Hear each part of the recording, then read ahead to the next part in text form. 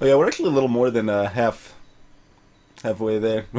We're on pace to die relevantly more than our normal playthrough. Hard's kind of hard, as it turns out, because of that damn mushroom! Mushroom ruining everything! Thanks, Jennifer Belmont. Greetings.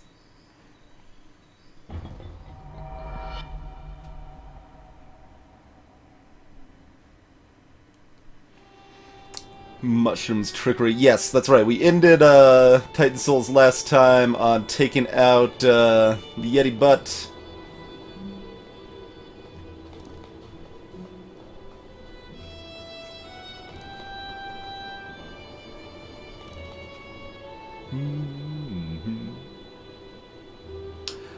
Yeah, Arbretic. We'll finish our Undertale playthrough in one of our next two streams. It's reasonably self-explanatory, Tricky. This is a game that is basically a series of boss rushes. Your weapon is this single arrow. And if you get hit, you're dead. And if you hit the boss's weak point, they're dead. You shoot the arrow out, you can suck it back in, or you can pick it up. You can roll, or you can hold down roll to run a little bit faster. That's pretty much everything. Other than that, it's just great music and well-designed boss fights, pretty much. Oh yeah, Squirrel, nice. Did you also join relating to AGDQ hype in some fashion, or is that just a coincidence? Hey there, Zach. I do not know the difference between a hippo and a zippo. Hey, Darkstar Die. Alright. Oh, right. I need him to take out his... Oh god, that is fast! So, we're playing on the hard difficulty, which basically changes a few things about how each of the bosses work. Mostly, they're just faster and harder to dodge, but...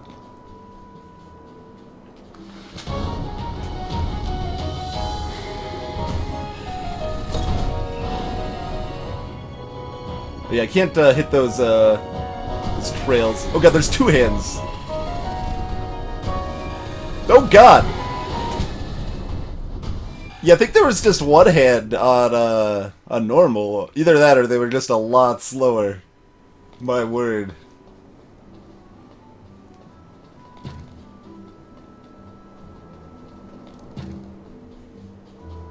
I mean, it's not really a little lighter. Zippos are kind of big for lighters, I would say. Two hands! This is unheard of! And yeah, we've got a decent number of tracks from this game on our playlist now. Oh god. And it also blows out some smoke, like a cloud of air or whatever if you get too close to burst you away. No, this looks way better than Risk of Rain, Frank Farron, at least in my opinion. I don't think it's related.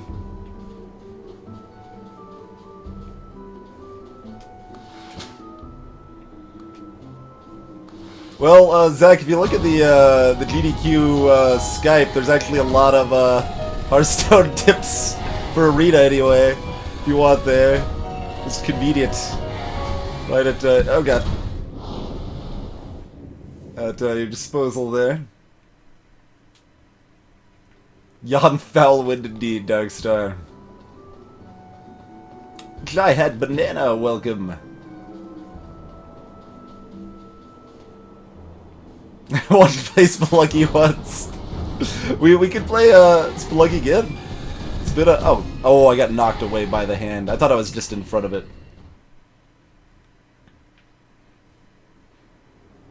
But yeah, we'll have Spelunky on the poll after this game for what we do with the rest of the stream, I think.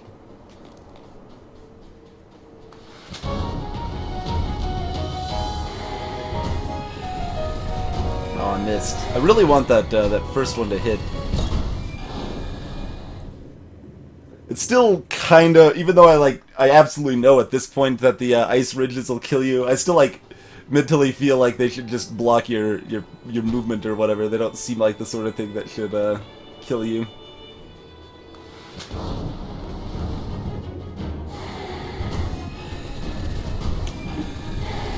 A little too fast.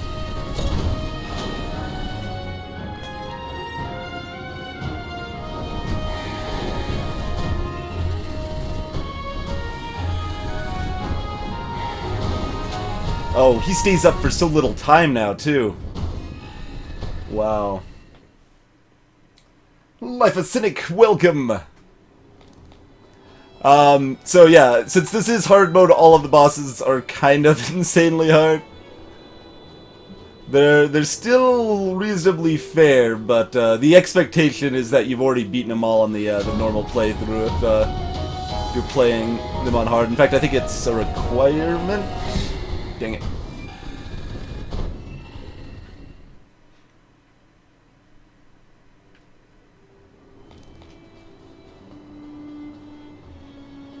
I'm not sure exactly what you mean by that, Jihad. At least in terms of arena, TGT actually brought it more in balance between tempo and value control rather than whereas with just GVG it was really heavily tempo based, but that's purely arena mindset there too. Okay.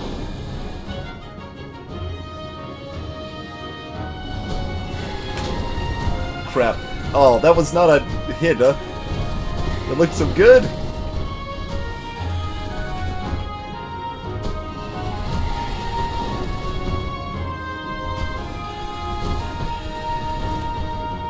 Don't think I can shoot past the ice ridges either. I'm not sure. Oh god, nope.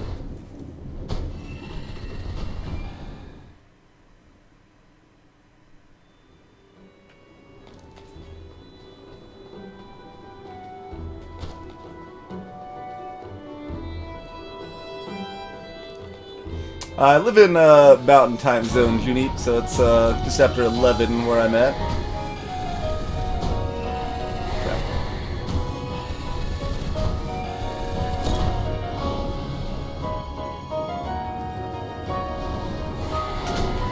Nope. I want like a death replay, like a Necrodancer or something. It's really close.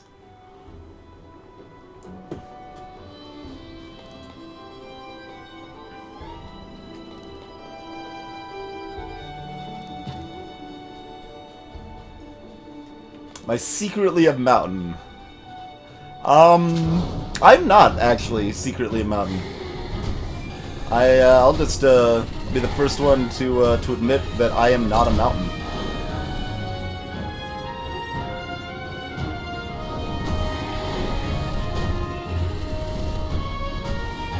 Should really find out if I can shoot past the ice blocks or not.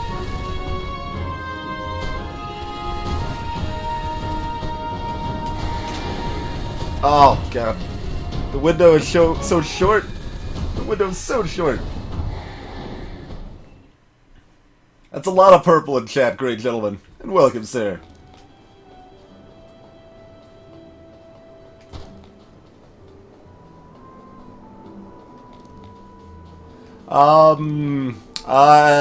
Any secret, society, clan things I've been a part of have not been banana related, La Jim.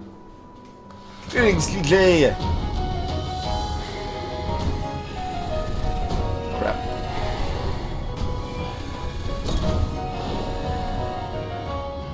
Wonder if you can quick kill it like the first time it loses a tooth there. Nope. Blessed. Don't have a shot time here.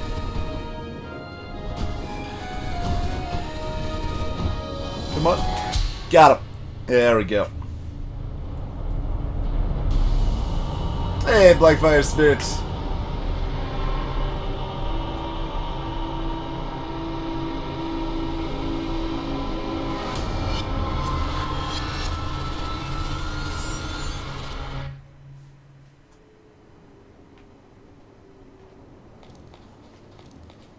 And then, best part of this game, rolling down the stairs. Whee! Alright, so that mostly leaves magma area, I think, right? It's basically the area I did first in my original playthrough. And it's definitely nice that, like, if you got stuck at a boss and frustrated with it, you can always go fight a different boss or whatever for a while. They're pretty much all available at any given time. Oh, I got the double roll.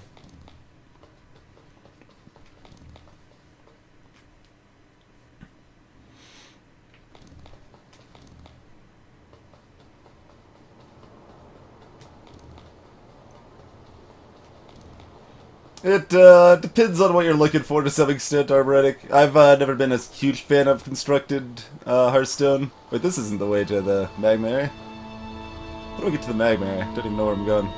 It's okay. Let's listen to some awesome music while we wander around for a little while.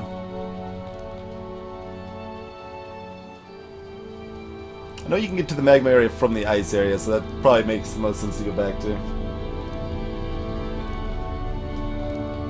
But I mean, it's kind of interesting because a big part of what I like the most about like Magic: The Gathering was the deck construction. I really that was like probably the thing I liked most about Magic, is just having fun making cool decks.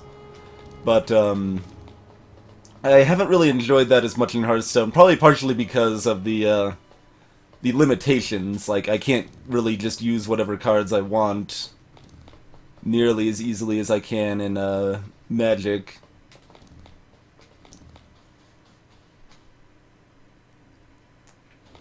So that's part of it, but even with that, I don't think I would like it as much. It's hard to place exactly why, but it feels like my options for like awesome but kind of silly decks are more limited, and if I want to play at the highest level, like competitively, then a big part of it is just kind of learning and memorizing the meta of the game and how exactly I thought it was over there. All of that works, like what decks you'll be facing and such, is a huge important part of it, which is okay. That is a tested skill, but it's not one I particularly enjoy myself.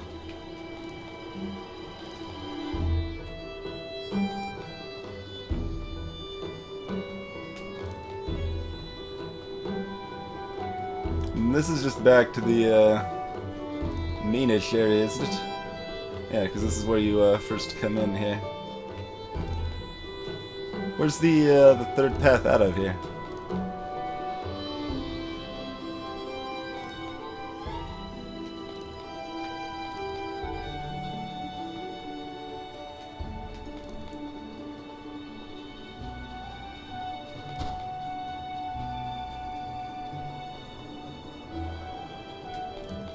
I could have sworn it was this way, but we just went this way. I don't know. We'll find it eventually. I'm lost, it's cool.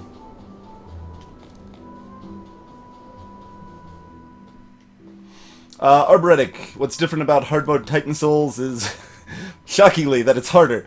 Mostly bosses move way faster. That is most of it.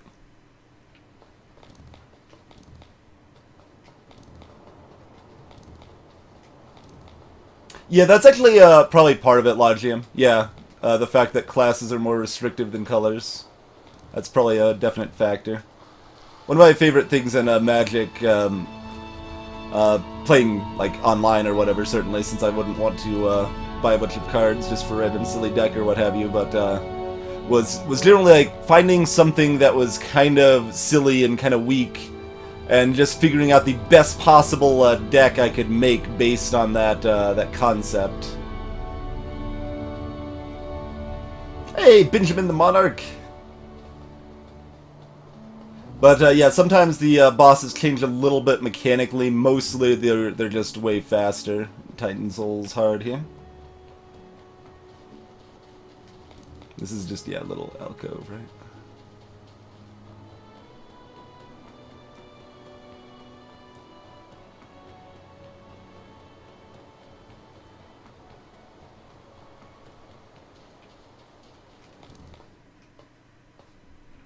Yeah, here we go.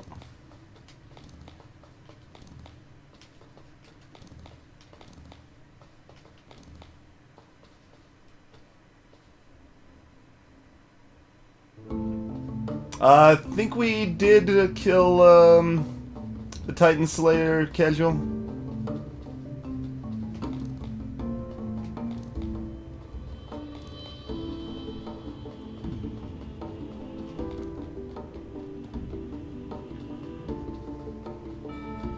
Let's see, so we got 3 more here.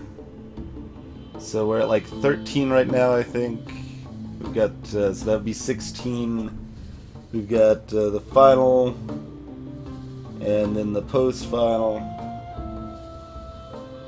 Oh no, yeah, there's 2 finals. Yeah, no, so it's actually just the magma and the final bosses left, I think.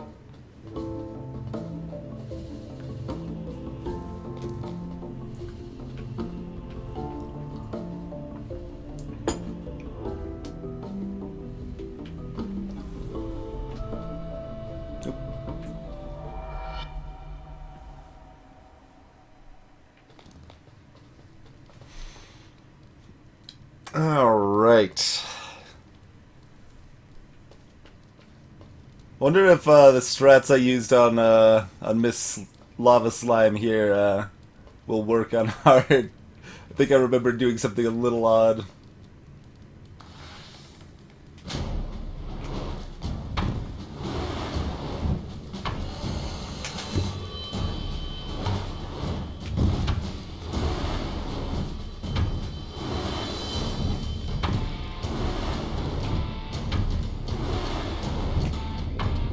Come on, come on, come on! No!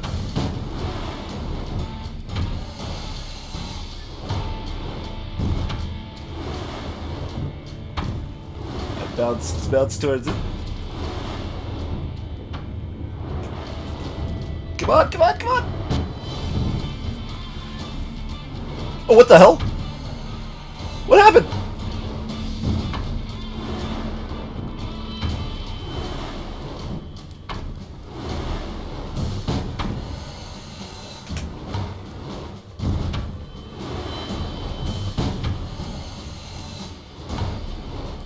No, that's not a good spot. That one needs to get wrecked too. Oh god. I'll get wrecked. She responded to her full glory very quickly there.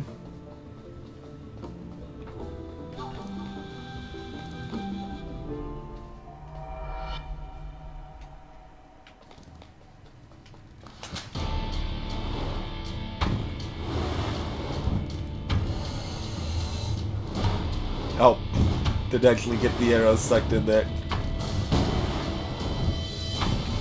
There we go. Alright, then get that more towards the middle. She needs to hit her own little explosive thing there. Oop, just bounce into it? That would be convenient. Nope. Not gonna bounce into it.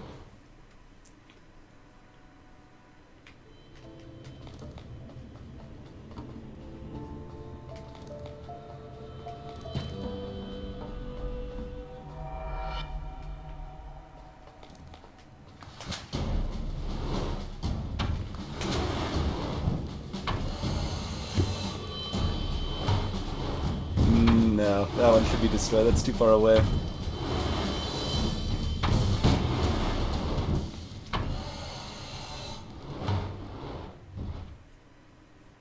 Mission accomplished. We destroyed the rock there.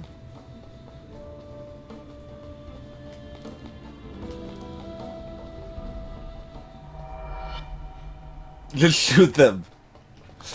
Sure, I'm sure that'll work fine. Oh, she didn't suck up the arrow. Rude.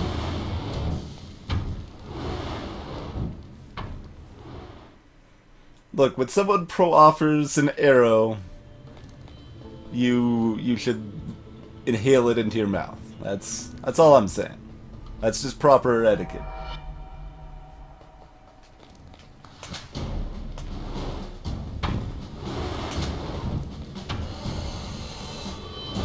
Hey, what did we just discuss? What did we just discuss?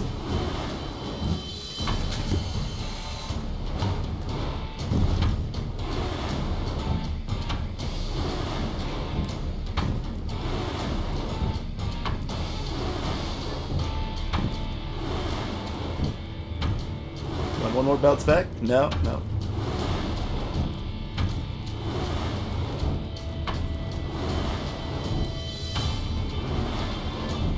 See, with the arrow inside of her there, I can kind of pull her towards me sometimes, but it's limited, especially on hard here, so kind of need her to do a lot of the leg work herself and get close to the rock and then pull her into it.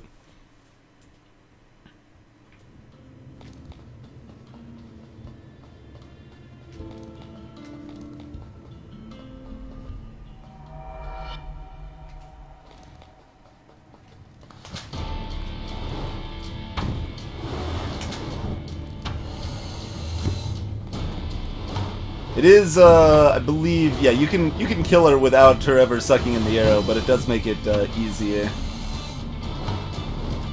I don't really like that placement either. Let's get something a little more centralized.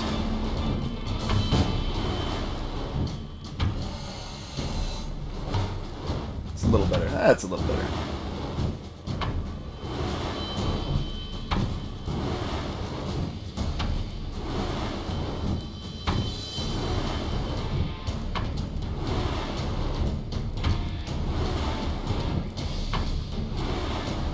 Come on.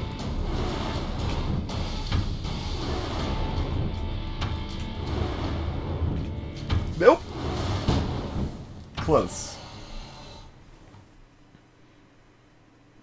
Well, you can also control, like, I don't know how much you can control where she bounces. Like, she kind of bounces away from you, sort of, but not exactly. But you can control where the rock lands, and then you can kind of build off of that a bit. So like that, since I was, it goes pretty close to where you're at, basically.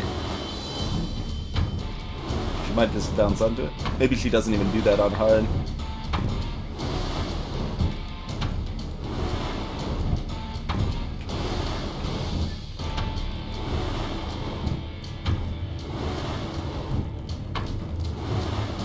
No!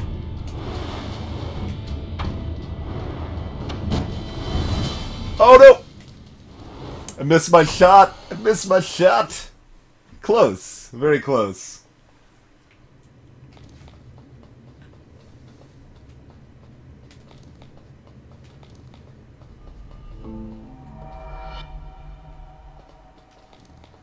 I mean, on easy control, she will bounce onto the rock herself without being pulled to it. That is definitely a thing that can happen.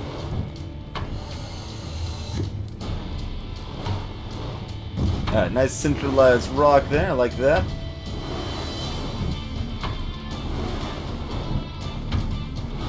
Oop. Nope, that's really bad, I'm just gonna pop it now. Alright, that's fine, that's fine.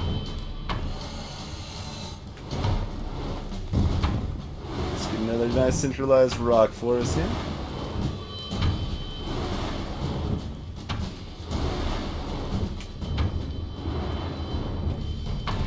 Ah, tried to roll past it.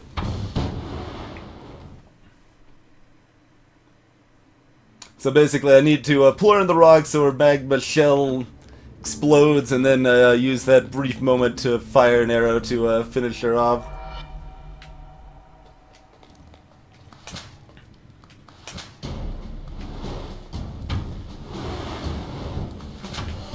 Oop.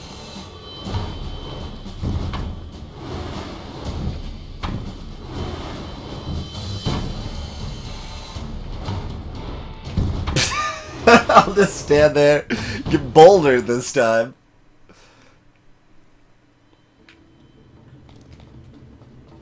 We hadn't gotten bouldered by her yet though, so that's a new way to die.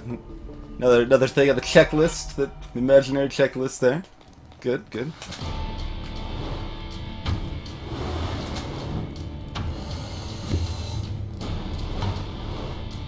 Alright, yeah, that's a pretty good placement.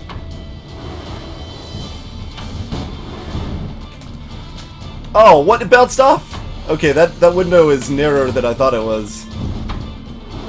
But, like I said, she can totally bounce onto it herself.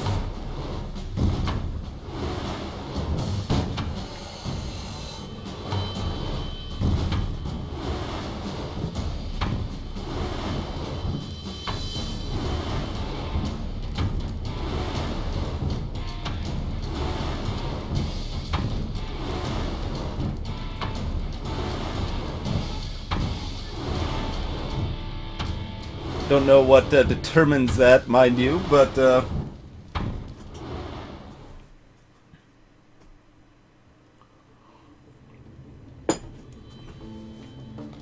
I don't know where you would find such things, Blackfire Spirit.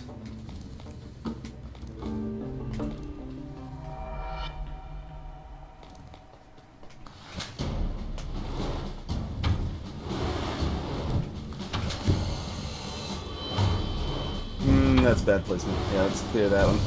Try again. Oh god. That's not the best placement either. You can do better. That is marginally better.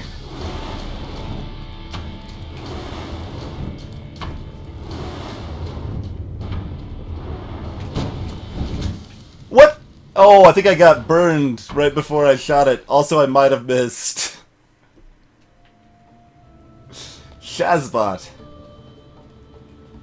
Another close one, another close one.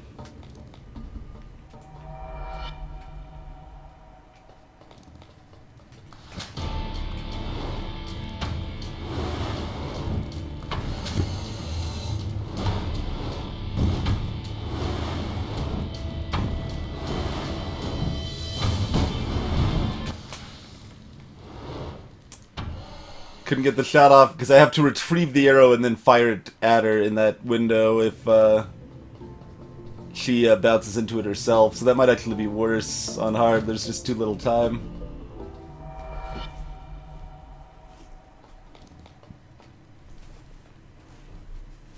Hugs are 20% more effective at defeating giant monsters. I don't know. Who came up with that statistic? That doesn't...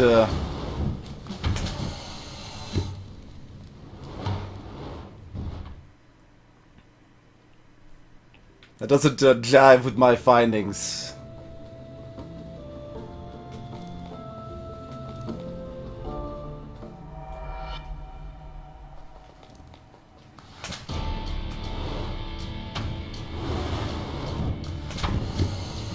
Oop, that's too far.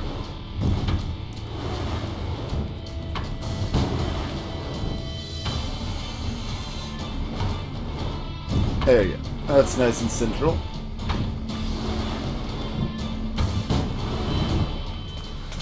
Okay. Okay, it's a little bigger window than I was afraid it was. I must have just missed last time then. I thought I was going to be too late.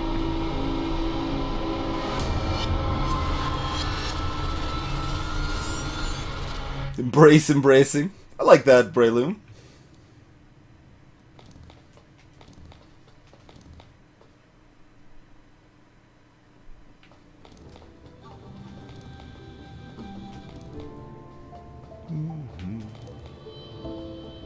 Alright, sure. This guy was definitely one of the hardest on our first playthrough.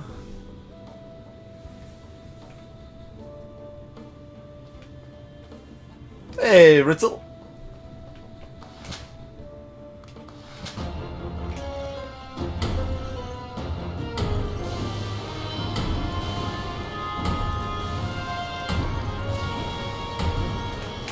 I had a shot. I was still alive for some of that, apparently.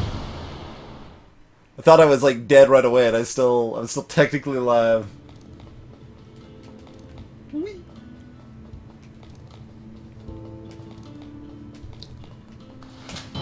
This guy's a spinny spike ball McJerkface. When you try to get behind him, he likes to get all spinny.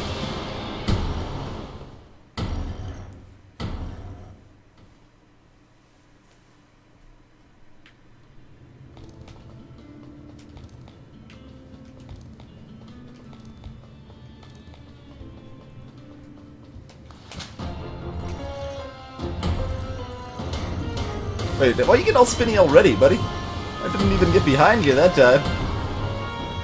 I was just thinking about getting behind you. Short window. Yeah, we're talking about that last time, Squirrel. It's definitely a good thing about this game that the bosses just keep smashing your face in after you're already dead.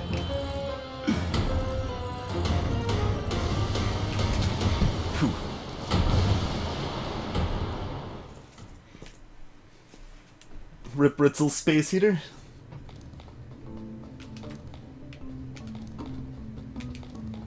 No death run. There is an option for that.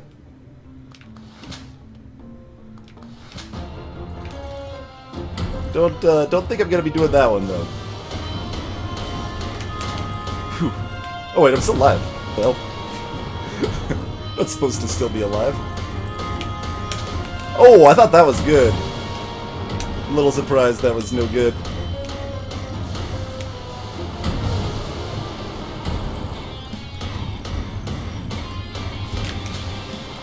Not at all surprised that one was no good. That was a terrible shot.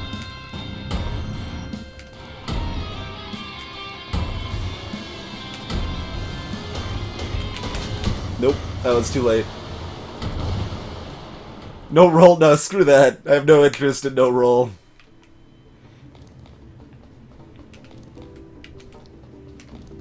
Like, I don't even know if no roll or hard is harder, but it's not gonna be fun. For me.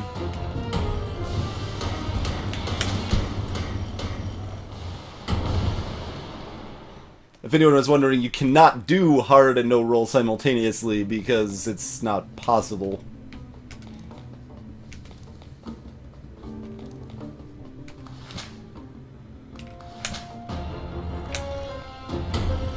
Yeah, there is a no roll or run option. Oh yeah, that's just gonna kill me before I get my shot off. I was trying to be greedy.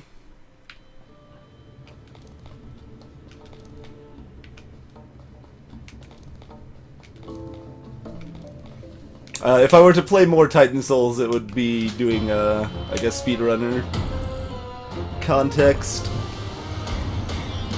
Nope. Not gonna ever make that shot. I just wanted to dream the impossible dream.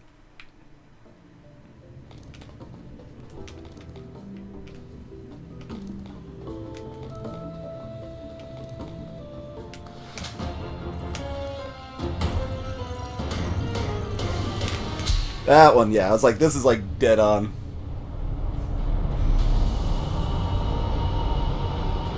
There we go. That guy didn't actually seem relevantly different from normal to hard. That's one of the least changed bosses, I think. DevCloud! Just resubscribed! Thank you very much for the continued support, DevCloud. I do appreciate it, good sir. Good timing on it, too. But yeah, like, the only thing I could think of is maybe the lava burst happened more often, and he's just a hair faster. He seems really similar on hard to how he felt on normal for that one.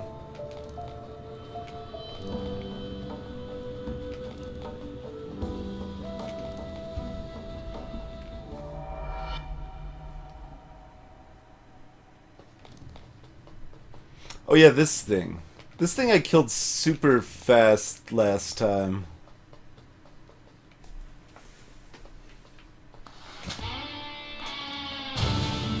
I barely, like, even remember what it does other than, you know, it's a ball, it's gonna roll around and stuff.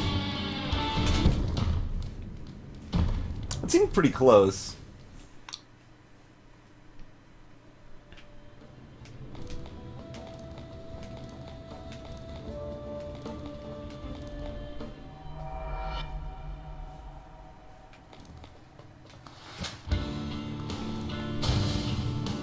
Roll can.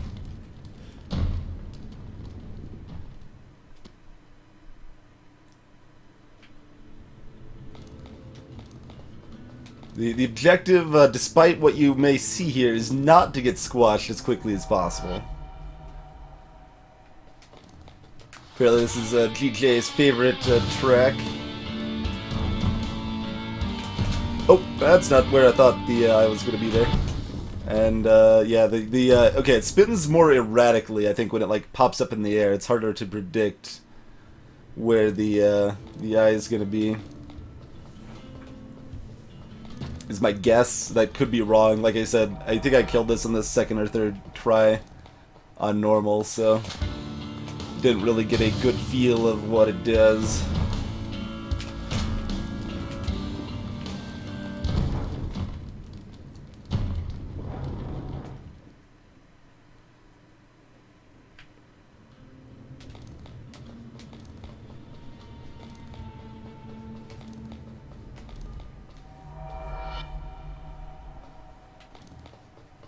wonder how fast I could speedrun this up normal. Oh god. Like, I can't go anywhere.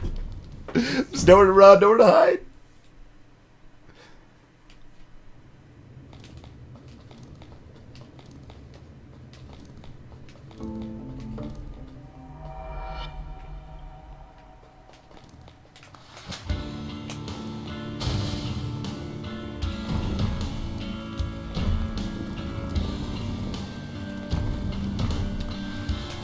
Really? That wasn't good enough. Thought that was a pretty good shot.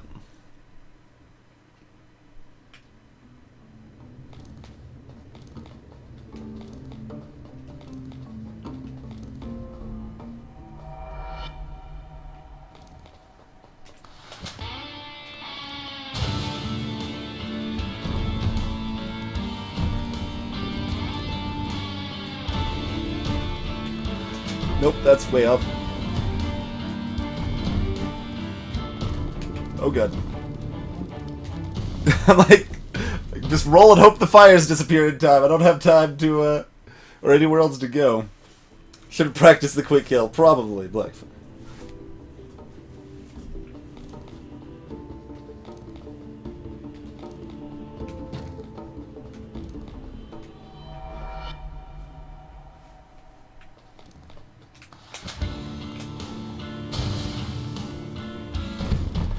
Is it like... No, okay, the way the eye is arranged, like, you probably need it to miss first and bounce off the wall to try to get a quick kill.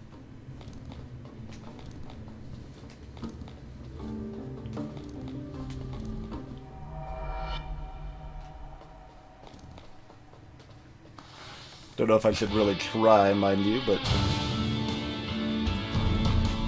Oh god, that's not gonna be where it needs... Yeah, that's not gonna be the right spot. Hey, Devin! That was a quick kill, but the wrong character. It's a fair point, Ritzel. Fair point.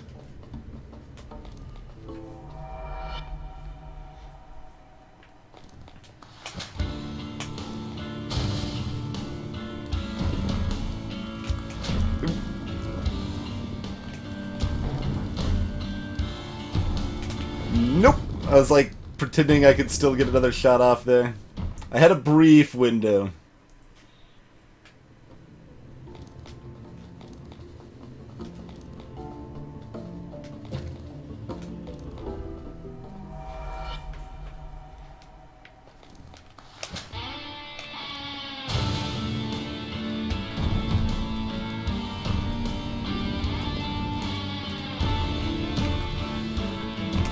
Nope, that was a little early and might not have worked anyway.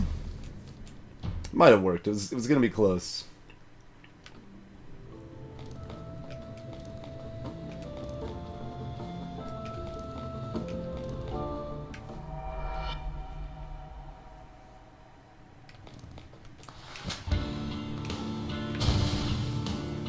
Oh, there's that tiny window there, maybe. Like, while it's turning down, you might actually be able to get a quick kill there.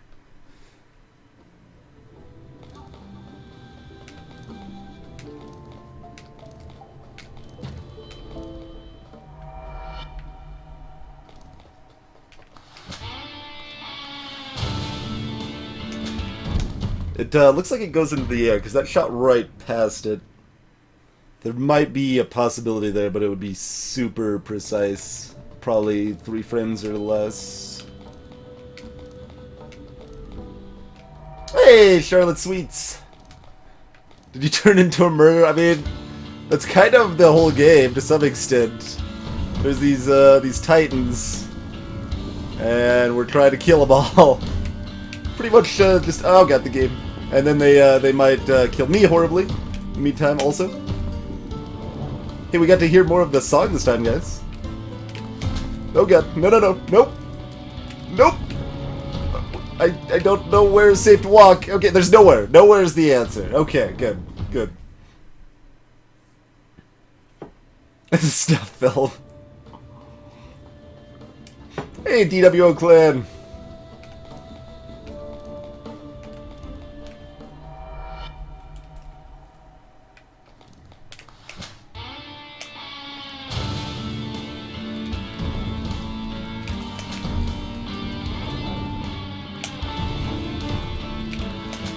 Oh, was that not strong enough on the shot? Seems like having this fight go long is really bad news with just how long that fire lasts. Hey, Adam Primer! I am well, thanks for asking.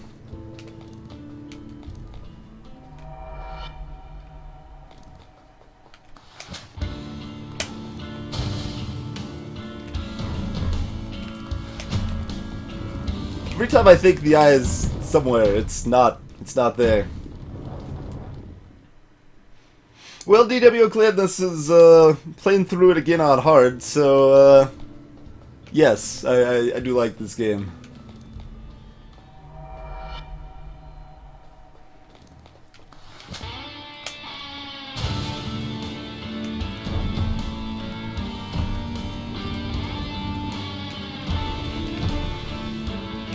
There we go. I was like, if this misses, I'm gonna be really sad. Like, this is a perfect shot.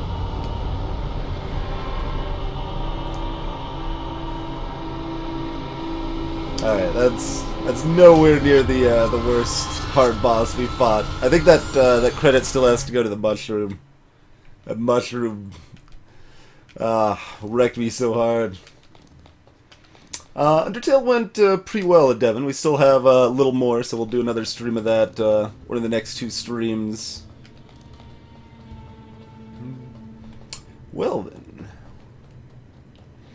Adam Primer, changes in hard mode. Mostly the bosses just move a lot faster. Occasionally the bosses will have some additional mechanics, or like sub-mechanics really, as well, but primarily they are just faster.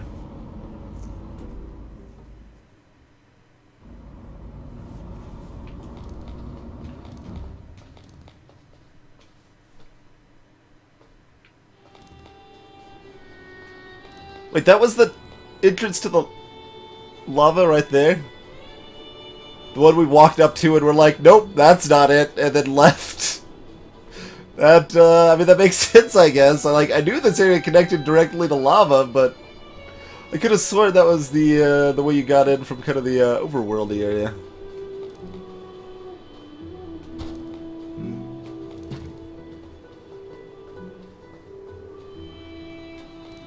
This was just straight to, yeah, that boss there.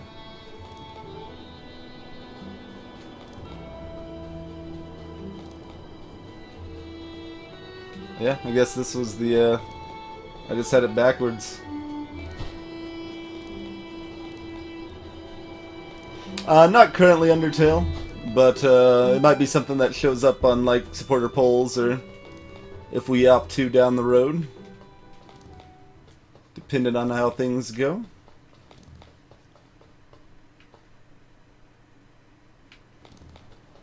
Whee!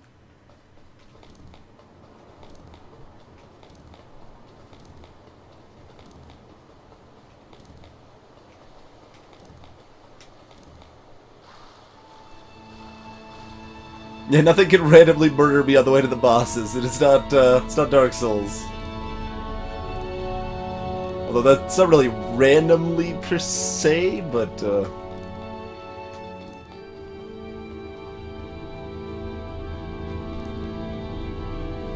that's right. Open up.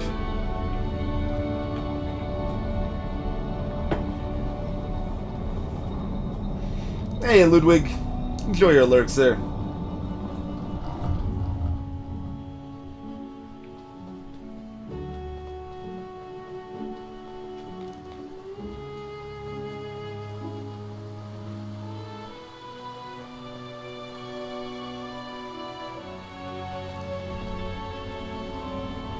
Up we go. Yeah, Adam Primer, that surprised me a bit as well, how kind of little people were talking about it. Like, when it was first like previewed at PAX, I heard a lot of people talking about it, heard people like talking about it, really liking it on release, and then nothing. It was basically just silent afterwards. It's something I'd had on my wish list for a while, but was kind of waiting for it to go on a decent sale. And then it did, and played it, and it's like, yeah, no, it's a really good game. But I wouldn't say that it did badly for itself, but definitely kind of petered out a little more than I would have expected it to.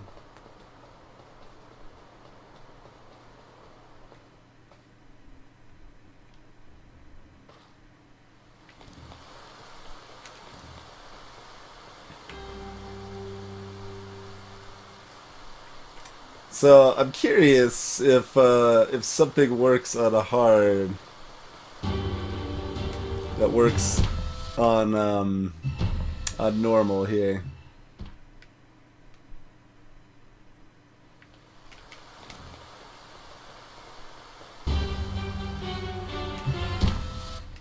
If I could even get up close enough in the first place without dying. Yeah, Convoy celerity.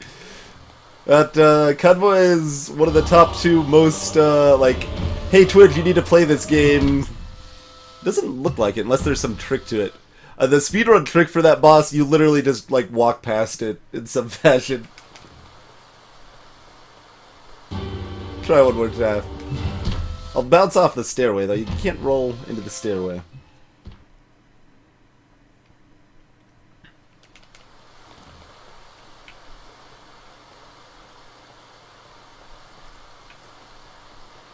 Could actually just fight it. This was definitely one of the harder ones.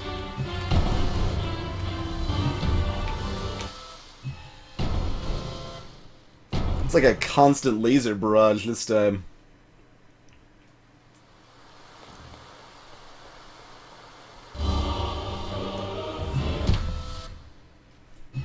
Kind of want to cheese it if it's possible, because that's just appropriate. You gotta bust out some cheese at some point.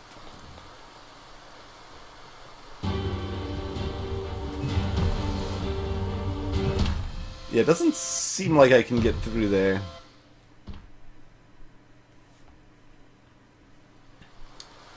Yeah, Convoy is heavily inspired by FTL, but from what I could tell, has relevantly worse design. Like, even from talking to the devs some on it, I was not impressed with their philosophy. I still think it would be a fun game and an enjoyable one to stream at some point, but it's not one I'm gonna jump on at full price. Yeah, it doesn't look like I can cheese it, unless, I mean, maybe you still can, I just don't know the trick to it. That's also a distinct possibility. Sleep well, Bliss.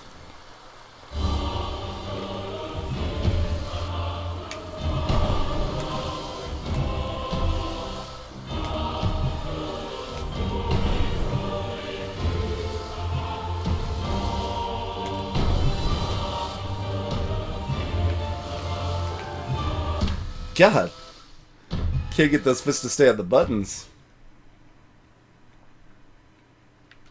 There's just normal and hard. Well, there's normal, hard, and no roll / no run, which is distinct from hard and potentially harder than hard.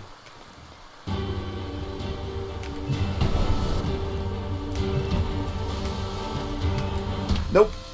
I rolled off. I bounced into the wall instead of rolling up.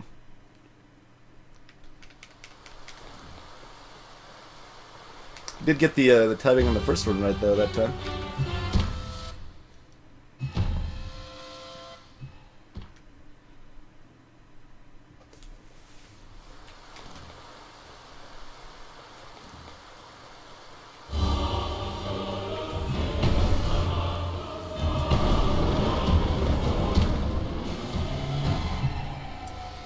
Then they just get all sorts of slammy right there. Should be able to kill it quickly there if I do that right, though.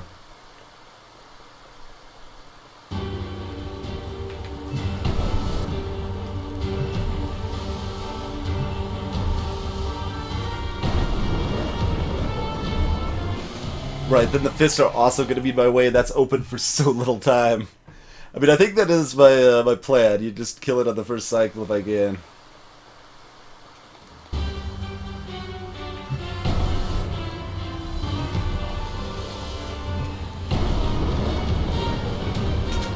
Oh, what? It bounced right off!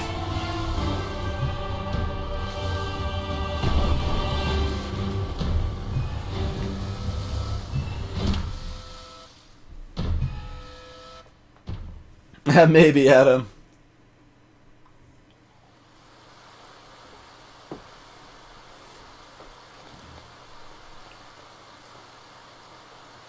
Yeah, our Darker Purpose was heavily inspired by Isaac, for sure. Hey, Brave Platypus. A little over an hour we've been going tonight.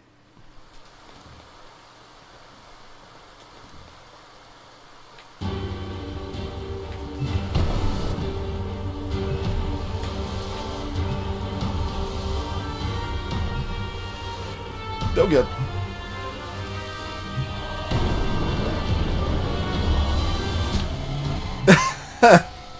Arrow bounced off as I was dead.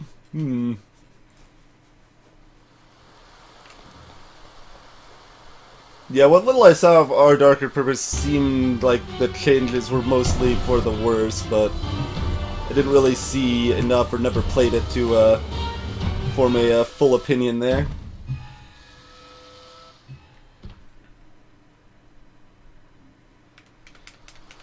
And if anyone was wondering more specifics about what I was thinking for Convoy, the devs see nothing at all wrong with a like decision tree having strictly wrong choices in it, where like, well, this option is always wrong once you know what to do. I mean, there's some of that exists in FTL, but They seem like to actively encourage that in Convoy, where it's a big part of the experience is just learning what things are wrong and right to choose, and that's not good roguelike design. That's straight up just objectively not good roguelike design.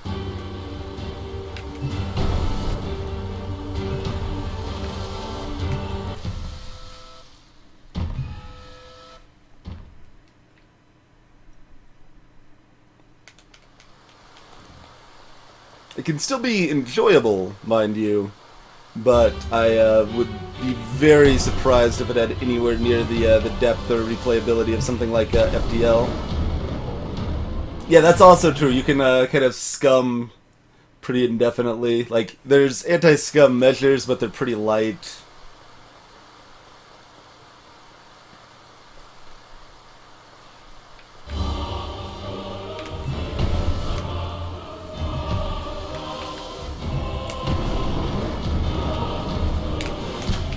Oh, really? I thought that was the time. Had a good feeling about that one. Yeah, Adam, that's bad design. It can still be an enjoyable experience, and indirectly also relates to things like the designer actually thought of that effect. It's kind of what it's most commonly known as, usually in relation to NetHack, but also very true of like ADOM as well. But just the effect that you try weird ass things and they interact in weird ass ways, and you can see new interactions after playing for hundreds of hours, and that part is really cool. And that is what that kind of old school design with like ADOM and NetHack has to offer. But as far as an actual game goes, they suffer. Like they aren't nearly as good as something like Dungeon Crawl Stone Soup. If you want to play a traditional roguelike Adam rather that actually has much better game design, definitely check out Dungeon Crawl Stone Soup. We've played some of that on stream as well, if you kind of want to get some idea of it. Greetings, Elad! How's it going, sir?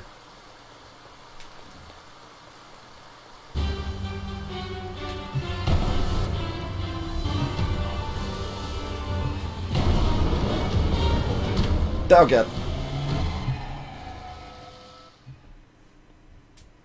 Oh yeah, see, Adam, if you're playing the pit, look up the recipes. It's still terrible.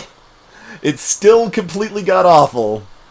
And still literally the single worst crafting system I've ever seen in any game.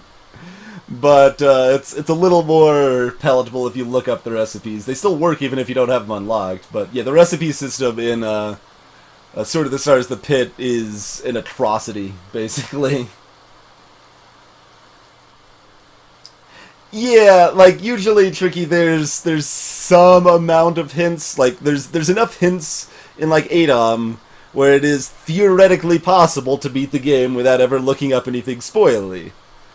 But you have to go through a ridiculous amount of trial and error, starting at the simple, like, hey, let's eat this kobold corpse. Well, guess that makes me sick. I probably shouldn't eat that one anymore. Let's try this giant spider corpse. That poisons me. But what you don't know is that also gives you poison resistance, so if you're not paying close enough attention, you won't know that that's actually a good thing to eat, but it's only a good thing to eat 90% of the time, so if you missed out on the 10% of the time and even checked and you didn't get resistance from it, you would know, theoretically, that it's bad to eat, even though it's not bad to eat.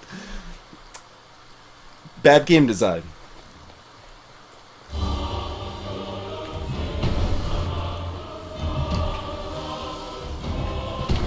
That was my main contribution to the ADOM community, incidentally, was looking up the exact effects in the assembly of the game of all of the corpses.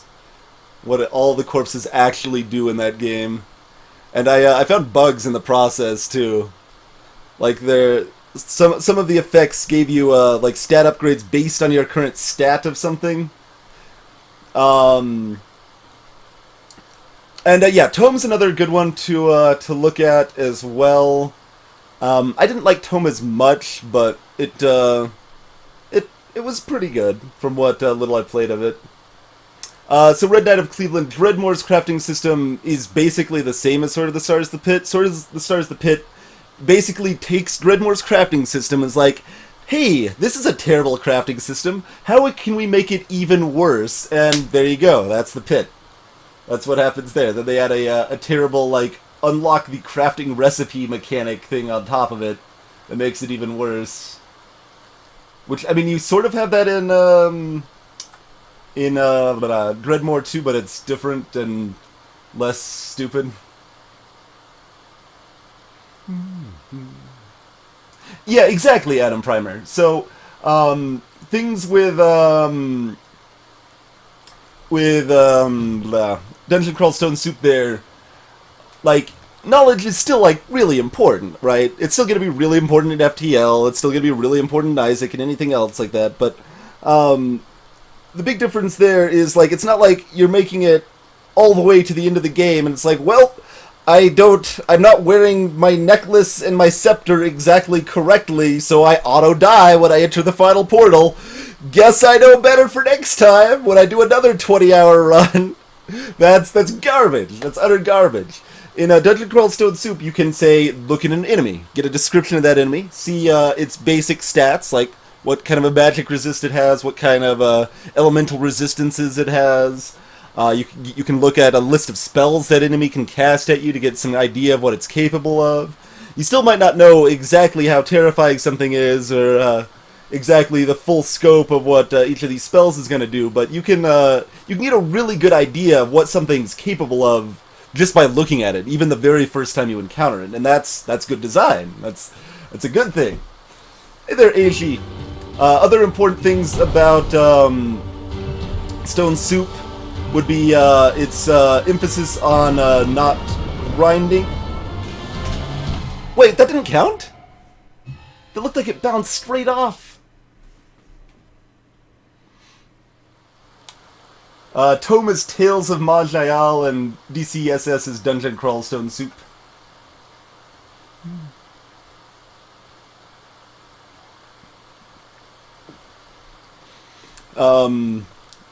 Yeah, so, like, there's still some stuff in the game that's, like, overly arcane, that's kind of hard to understand how the underlining formulas work and things like that, and things that can still be improved. But a cool thing about the game also is that Dungeon Crawl Stone Soup is just constantly being improved. It's an open source game that, like, I've contributed to, and several of, at least the viewers when we played Dungeon Crawl, like Draco Omega, he was a major contributor to Dungeon Crawl as well. If you make good additions to the game, they will add them in, essentially, so.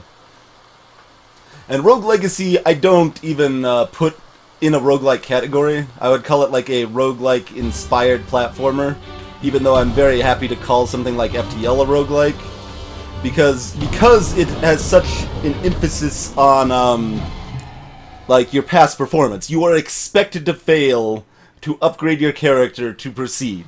That goes against one of the prime tenets of a roguelike. and loses that whole like emotional investment sort of thing that you'll have in a true roguelike. So, but yeah, Tome and Dungeon Crawl are both free, well worth looking at for sure.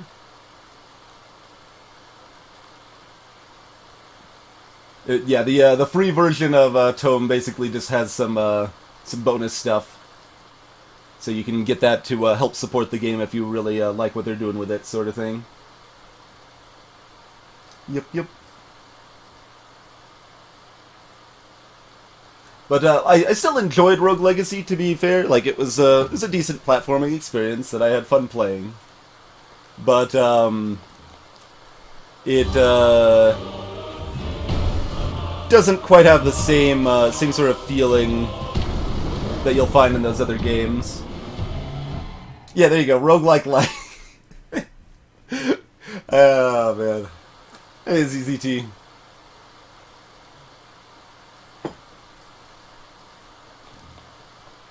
Hey there, Canaris.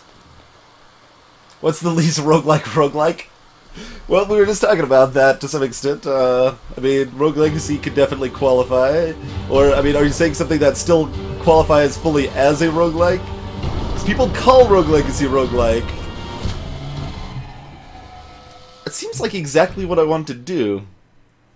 Wonder why that's just not working. XCOM. That's actually a good answer to that question, Slurry. That's a really good answer.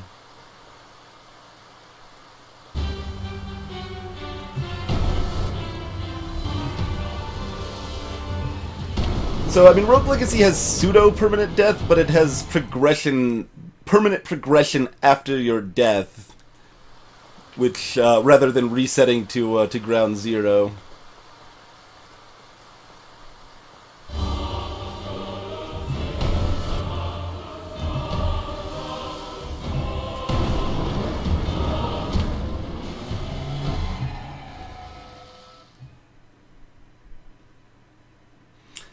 Did she roguelike me, or did she roguelike me?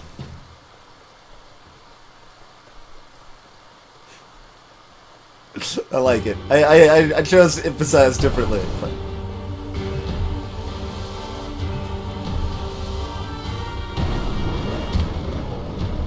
Smashy, smashy.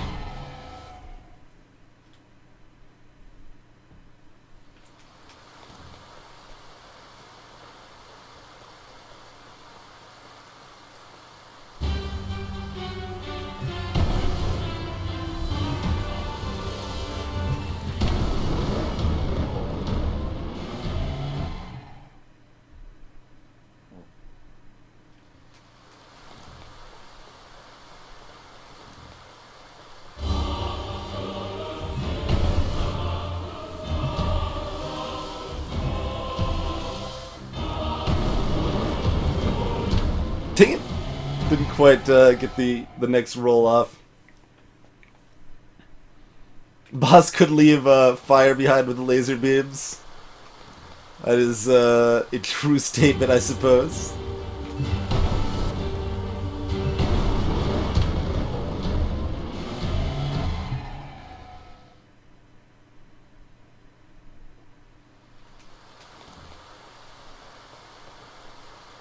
That's true, ZZT. I think the emphasis is usually on the first there. It just felt natural to put it the second part. Just, oh, I missed! Oh no. Yeah, that's fine.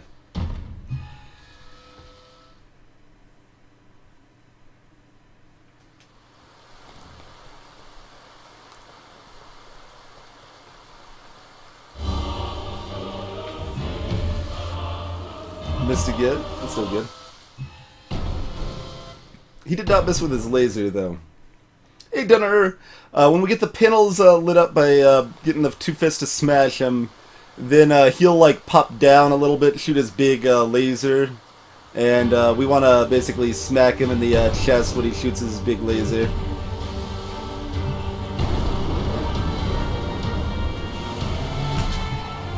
Like that, but actually hitting him. Be the difference there.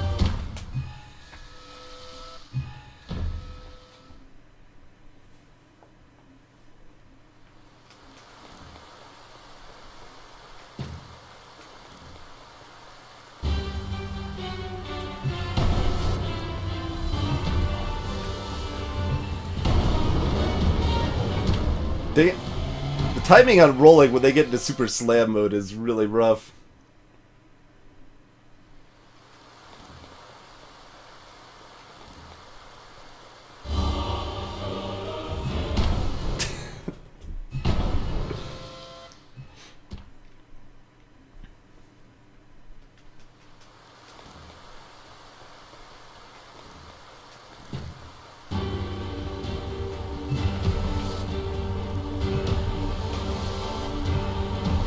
Everything is terrible.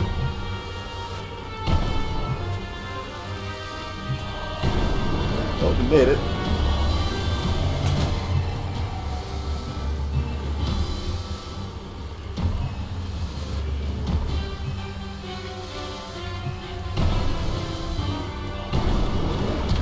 Phew.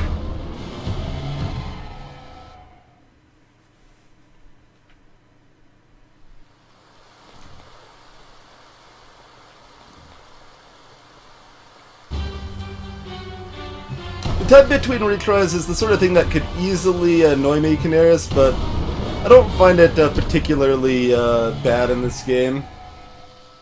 In addition to the like environmental walk around between bosses, if that was done poorly, I wouldn't like it. But it's got really pleasant music, environments are kind of nice to look at, and it's a nice pacing break between the bosses and the next section of bosses that I actually really kind of like the casual walkthroughs between fights.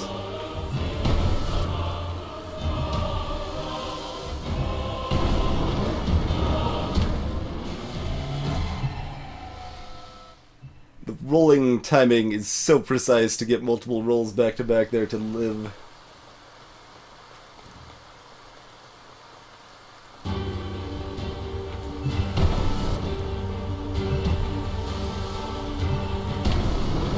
I haven't played enough of them to really have a full opinion there in Devon, but I don't think that Wings of V and Bashi are really terrible games. They don't have like the same level of just arbitrary bullshit that you'll find in like I Want to Be the Guy, for example. It's generally like fair BS.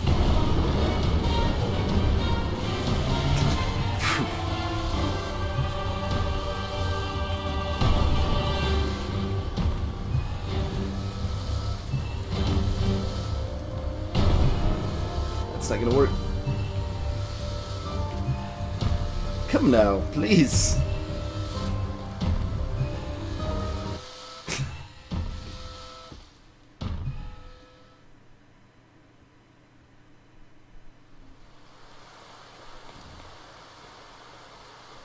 Are you talking about the flutter in Devon or something beyond that? Because the flutter is weird and I don't know if I would like it, but it doesn't seem like inherently bad.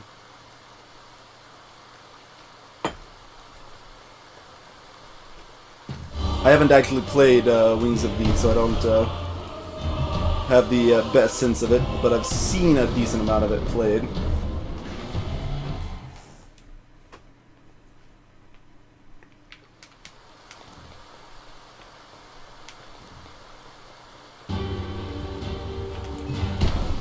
Dang it.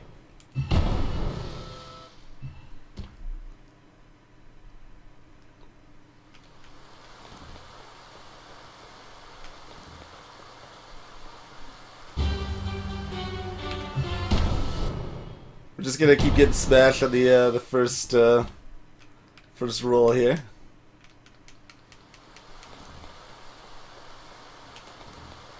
Well, if you got a clone bay launch here, that's a good idea.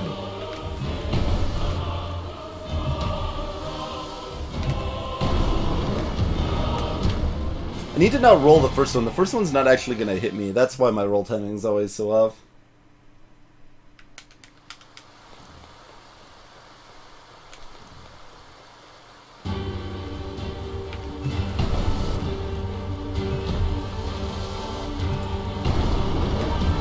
Still rolled it. Still died.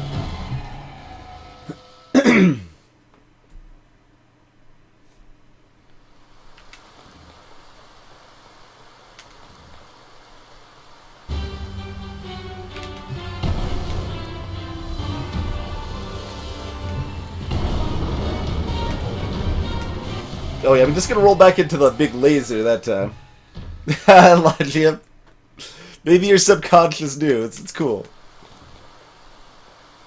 But yeah, if you have a clone bay, you definitely want to risk giant alien spiders.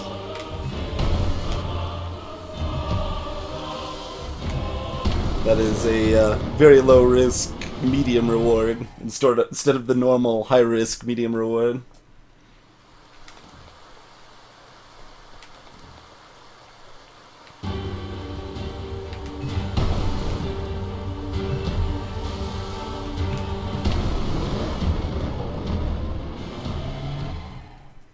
I mean, you do lose some crew skills, EZT. It's not without consequence.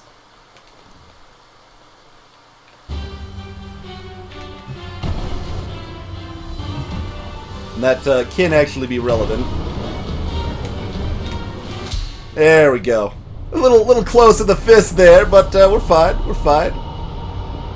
Fist just fell on me as I was sucking up the soul.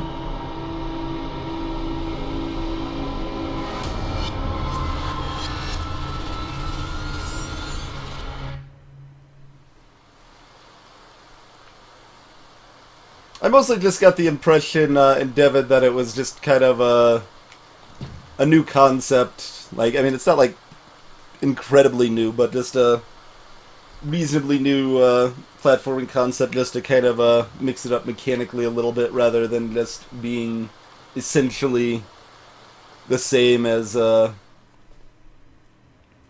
other fan games or what have you. Again, I haven't played with it. I don't think I would actually like it, but I don't know that it's inherently something I'd consider just like straight up a bad thing. Now this frightens me. This guy was super fast on normal.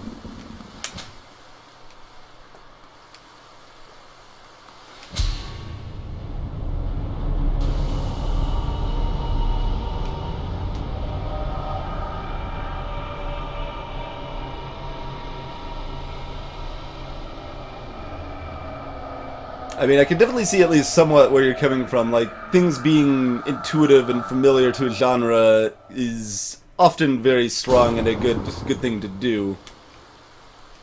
But it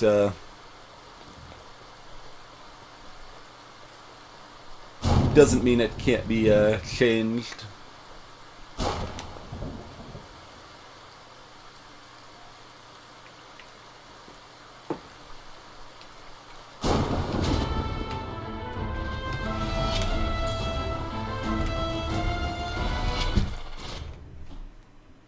Yeah, that window is so small. Oh man, that tiny window now. Window was small enough before, but it's like half as long now.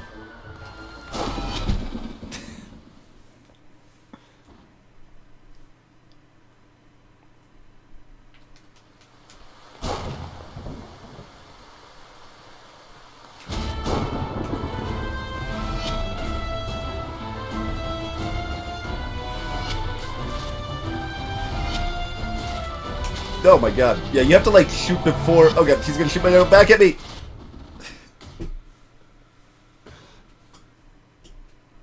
Canaris, well, we did one normal playthrough and then we're doing this hard playthrough. So, the total of those 7.5 hours or whatever that's at. Oh god.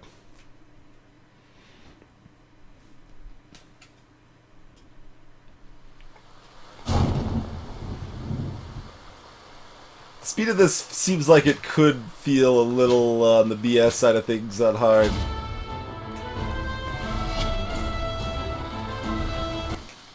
It's like, alright, is he going to jump now because I'm close enough? No? We're trying to shoot her in that brief window when she like jump phases there, where you can see the like human and soul part. You have to nail the human parts. We have probably a like 6-frame window, or is it that small? A tenth of a second? Probably more than that. It's a really small window, but it's probably more than a tenth of a second.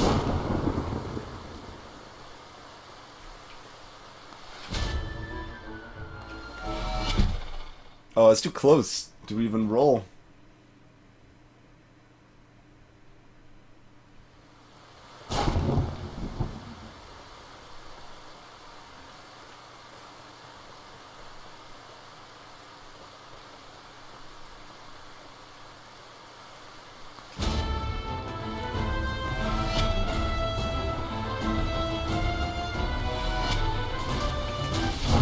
Okay, maybe that is actually a tenth of a second. That is so little time. Might even be less. You basically do have to be at least half a step ahead. You're gonna pull the arrow back. Try again. No, you have to be a full step ahead. I was half a step ahead there. I was a solid half step ahead. It was insufficient.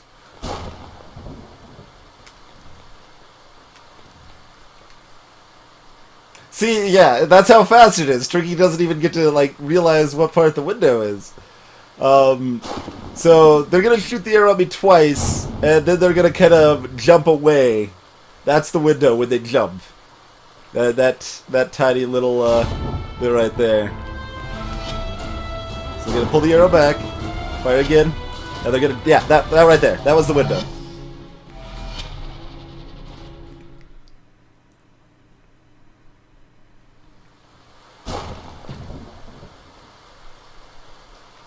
Oh, I aim at the human part. It splits into 2 parts briefly.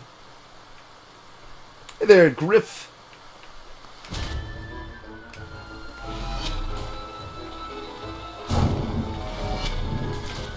Yeah. Oh, it even did a double jump. Give me my arrow back. This jerk also tries to steal my arrow.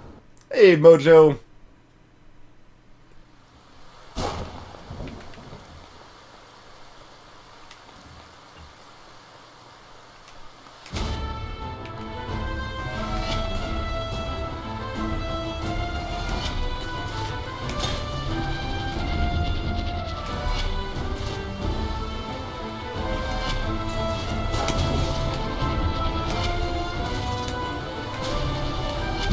Okay.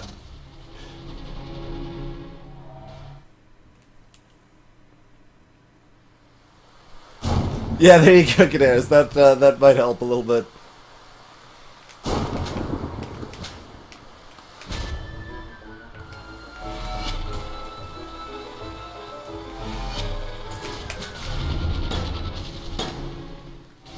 Trying to, like, grab my arrow before they steal it, and then I just get lightning puffed.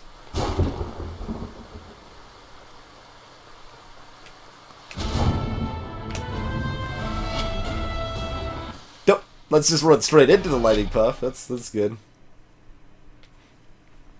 Just once. That was not timed right at Devin. Yeah. The bounce off and the one before it were both late, I believe.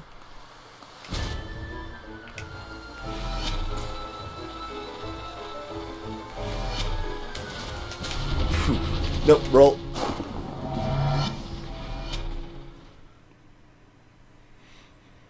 All of the bosses, you only actually have to hit them once. That was a long shot than I wanted. Yeah, I'm just gonna get shot then.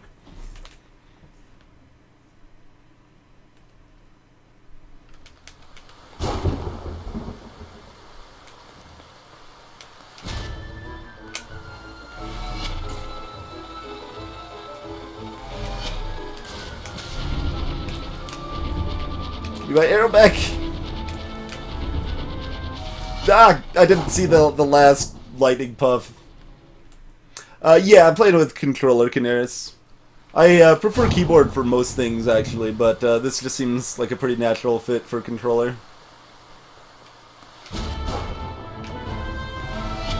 Like, I prefer a controller for platformers, for example.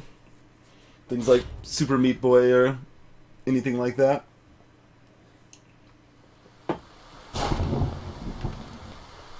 Right, that's fair, Devin.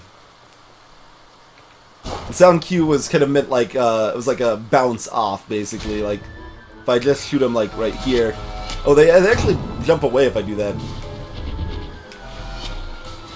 Fair enough. So, yeah, I guess that's your sound cue that you were close, but it was deflected, sort of thing. I thought it was just any time you shot at them, but most of the time they just phase away. Right, yeah, that would make sense too, Devin. Could be an armor breaking sort of thing. Not the case here, though.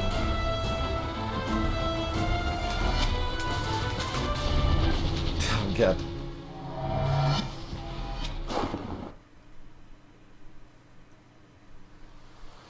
People say that about every platformer too, though, Casual. And I disagree strongly. I think platformers are great on keyboard. I think that's largely just a matter of what you're used to. I also don't think Dark Souls was that bad on keyboard. It was definitely better on controller. That's when I was gifted this controller, was during Dark Souls 1. But,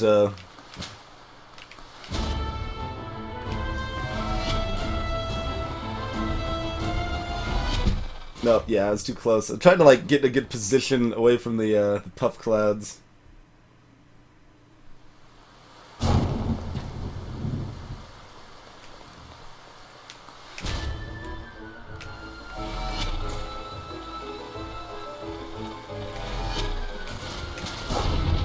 Jeez. Hey, Ferret. I guess I did play Ori and the Blind Forest on controller, but that's just because I couldn't freaking bind the controls to be something I actually wanted them to be on keyboard. They don't let you bind your controls in that game, which is complete garbage.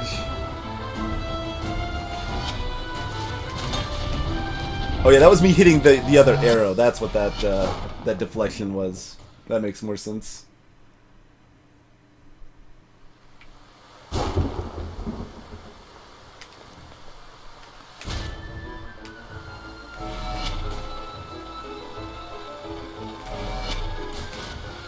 Nope.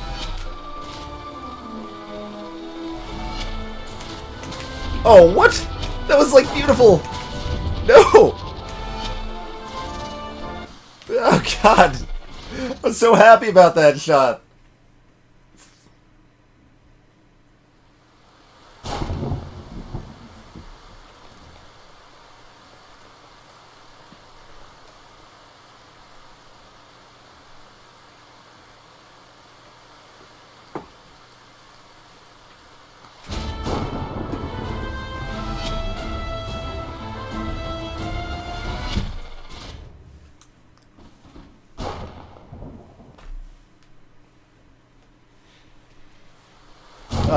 If it is predictable, I don't really know how to do it.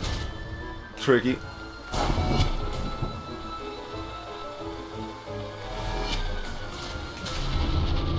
Like, she jumps away based on you getting close to her, if I remember correctly, but then beyond that, it like might be somewhat of a direction based on your angle towards her or something, but I don't know.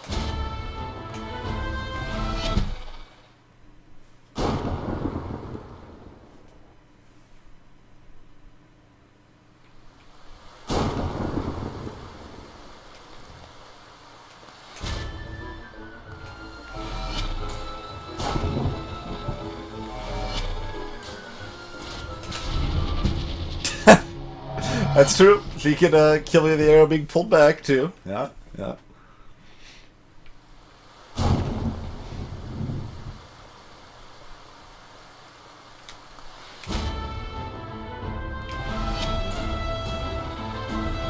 Interesting groups like 2 players, 1 controller pit.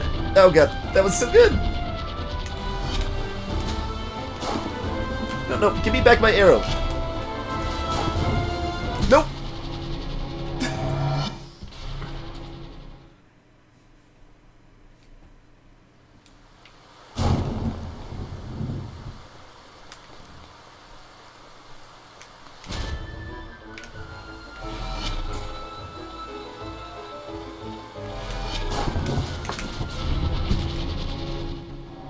Can I not hit her on that first one? I'm so happy with a lot of these shots. Like, okay, that's right where I thought she was gonna jump, and I shot where I wanted to. I didn't just miss, and it still wasn't good enough. It wasn't good enough for you, game. What is good enough for you, game? What is good enough?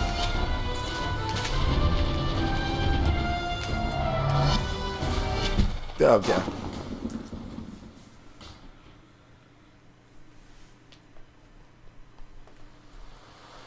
Right.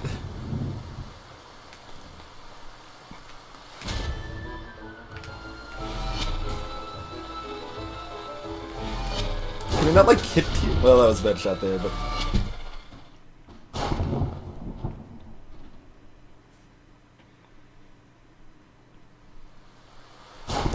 Yeah! Greetings in BTL.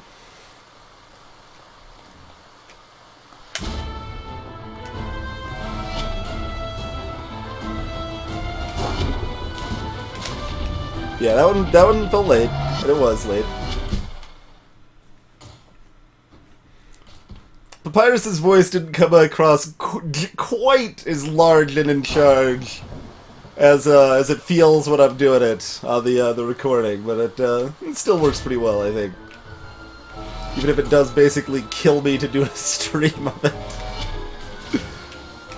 Nope, that's just terrible.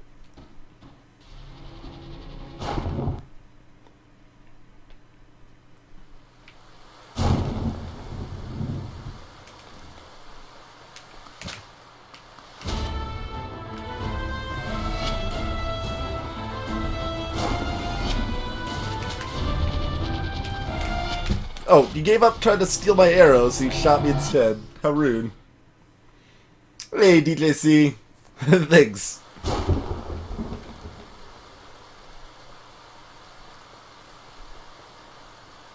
Oh, that's crazy, Devin.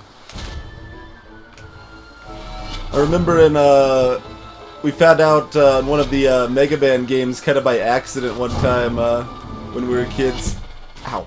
That if you hit buttons on the second player controller, you could like save Mega Man out of a pit, like you just pop back out of the pit instead of dying.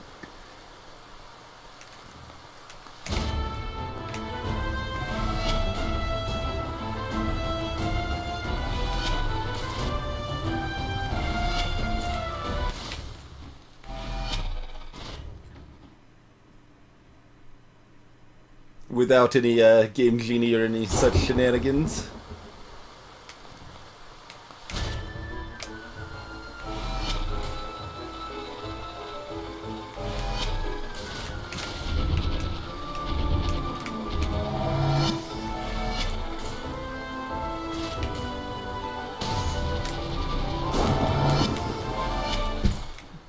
It's very rude.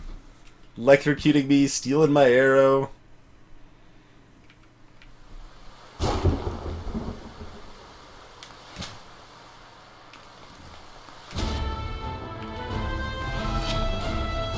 Soul is not a very nice guy. Damn it.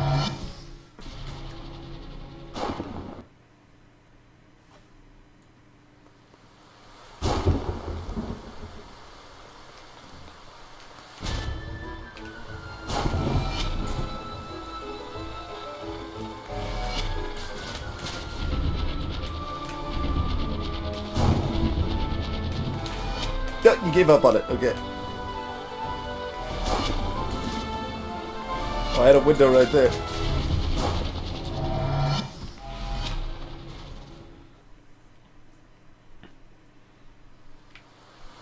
Damn it, nice.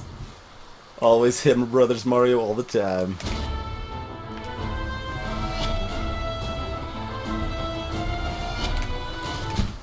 Got it!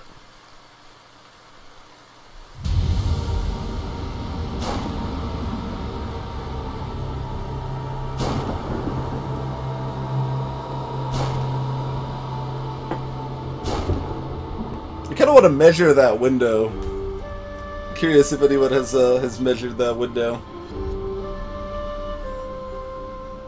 It's so small.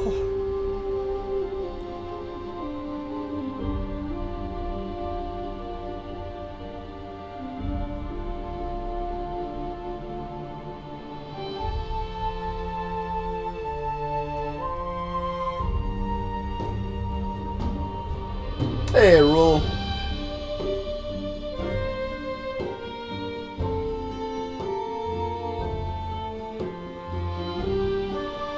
Didn't notice that one of their names was Fork before. That's an interesting name. Oh yeah, they list Cody Hargreaves' excessive profanity in the credits there too. I don't actually know his relation to this game.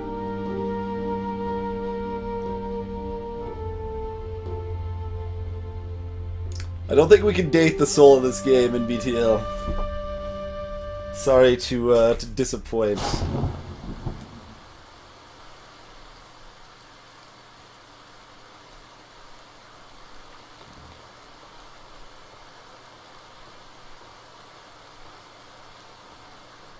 Walk it slowly for dramatic effect.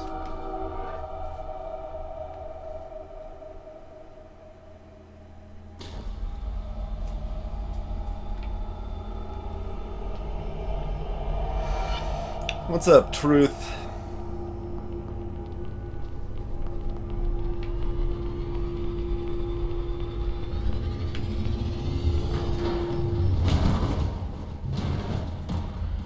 So it's horizontal first? I thought it was vertical first.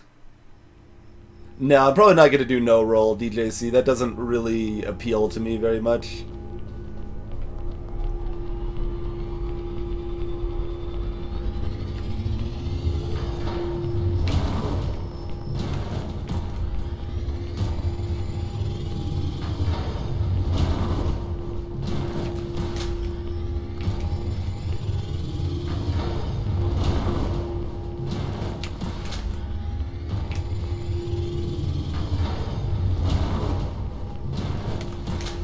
Really? That wasn't good enough?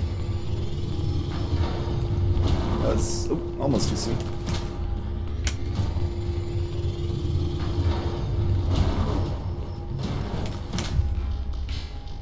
There we go.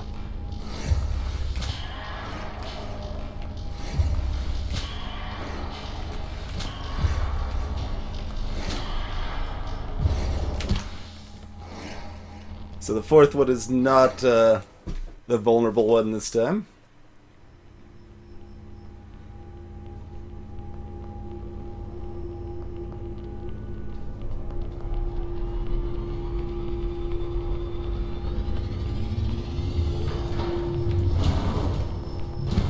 Oop, rolled just a hair late.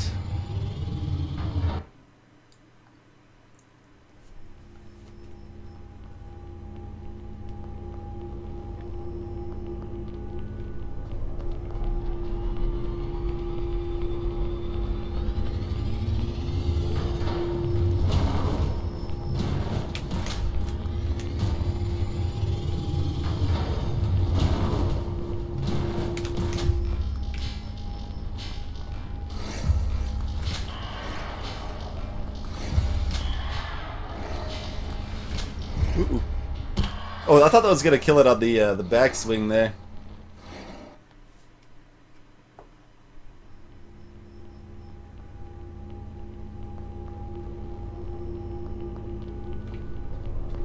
They still end up being reasonably different games, Canaris, although I don't know how different they would feel from a speedrun perspective. They definitely feel pretty different from a play perspective. In that Dark Souls 2 is just got a lot worse level design and things like that.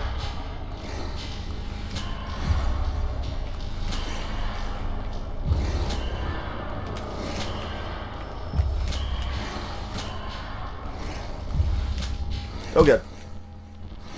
Yeah, I'm not seeing any of the vulnerable ones popping up.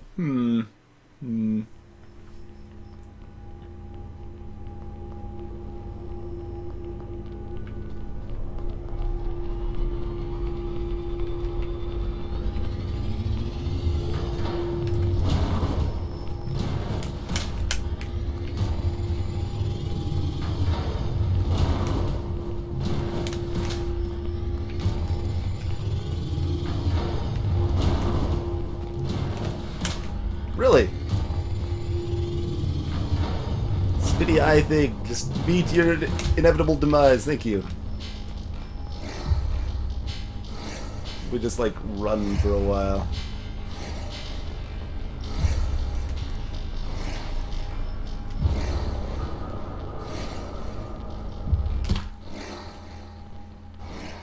Oh, there was one.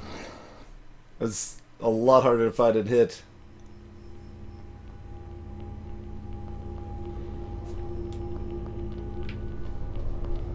Hey there, kitten.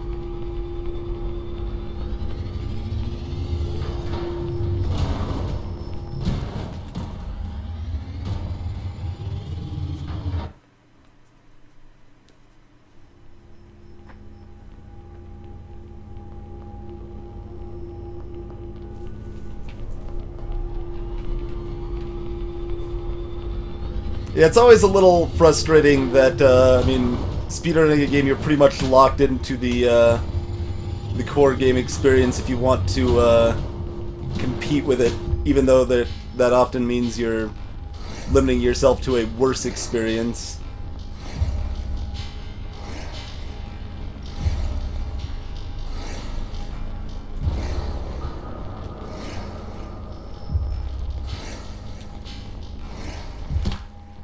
They're a lot faster, too. Holy crap. I didn't even see one this time.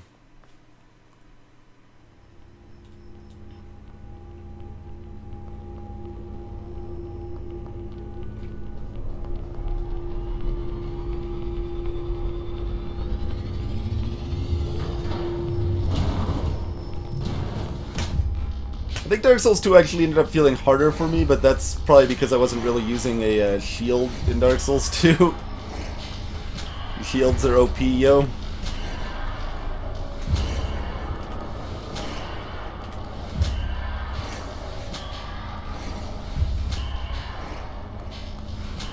I think I just saw one pop up in the bottom corner briefly. Yeah, there it went. Jesus.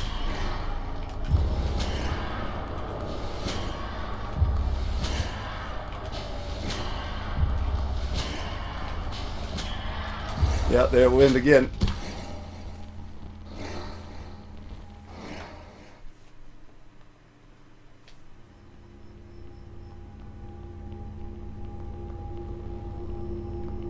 I dread Phase 3.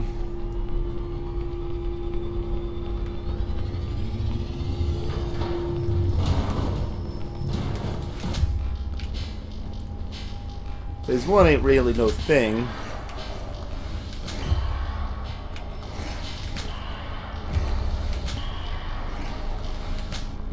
No good.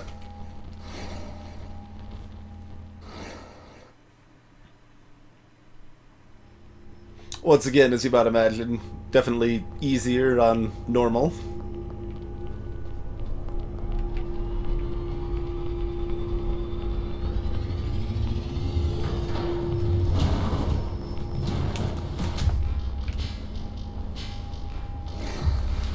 Oh god.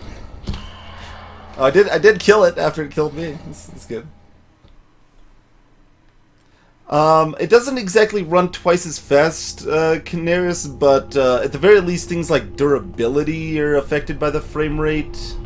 And it probably changes like your invulnerability frames, things like that. Yeah, Ferret surely knows better than I do about it, but...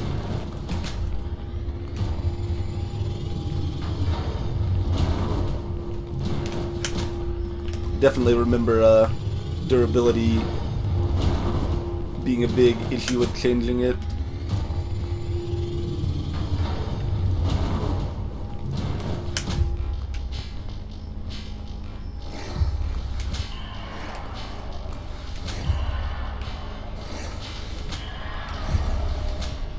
Shadbot. They're so fast now.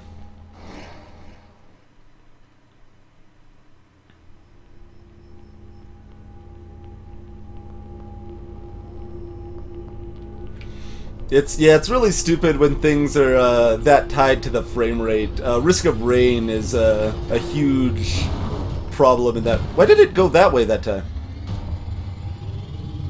That threw me off surprisingly.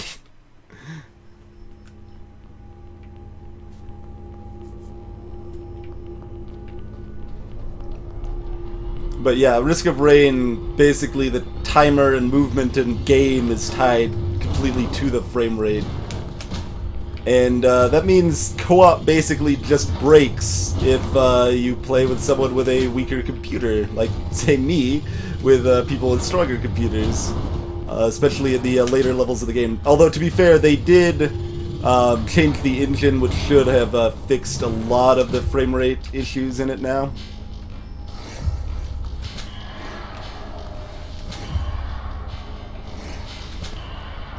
I haven't played much of it since then, but I've got a better computer, and they upgraded the game engine.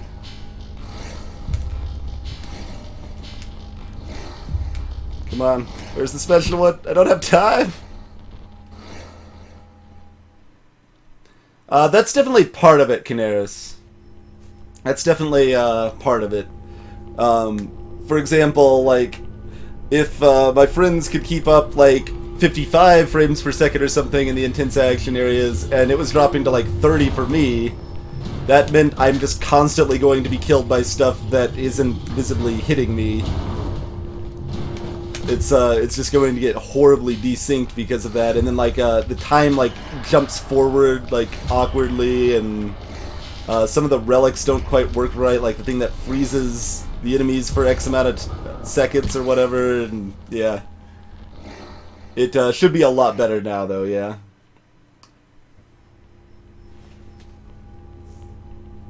Arsenthanthia, welcome. But yeah, I need to revisit Risk of Rain sometime.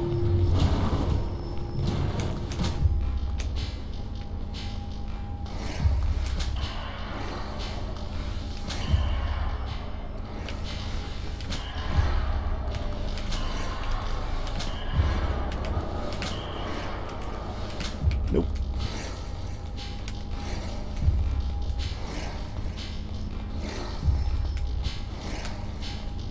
Oh, it bounced off right into its waiting maw.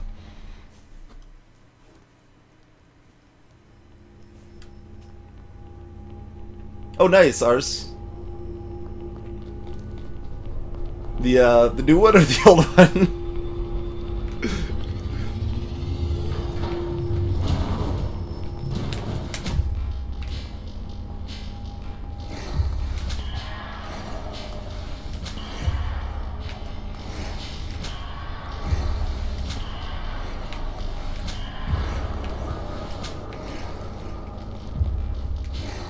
Oh, what? It bounced off and then just went into the other?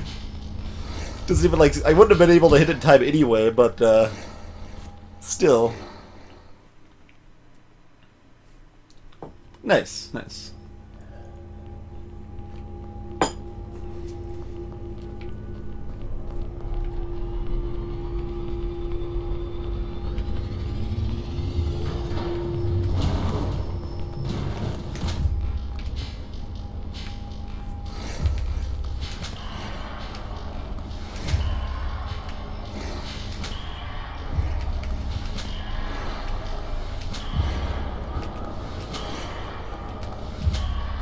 Oh, there it went.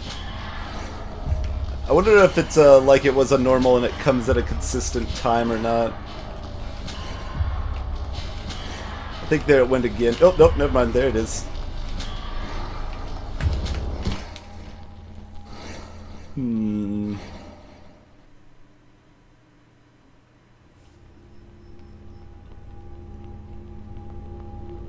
Exactly, Kid Drew. It really screws things up royally.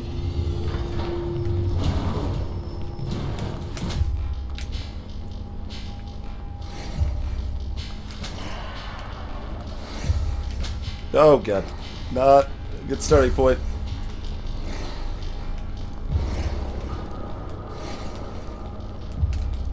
No, I was about to be like, I bet it's right about now. It's like 6 or 7 spawn there or something like that. Greetings, Cafino.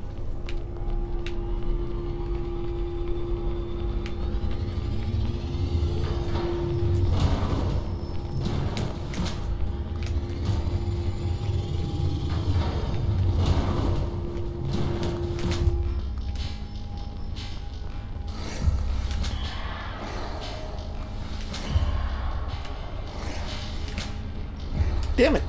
If I miss even one, it becomes almost an inevitable defeat here. Because they're too fast. I couldn't even like get a shot off on it even if I saw it in time, I don't think, once I miss a shot.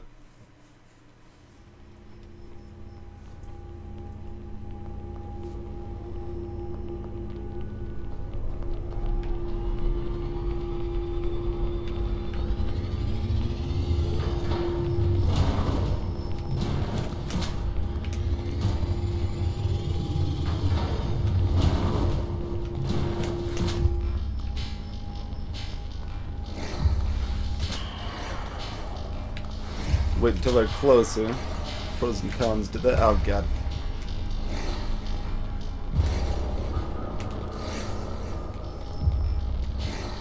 How far away is my arrow? I couldn't even find it again. It was just gone forever.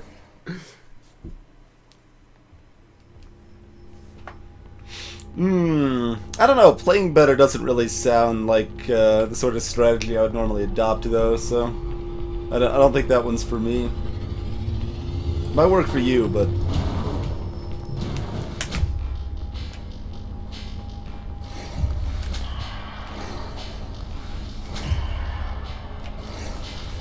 Three, 4, 5, 6, and it should be like that one right there? Yeah. Okay. That helps our timing on it a little bit. So I think it actually pops out about with the 7th or so.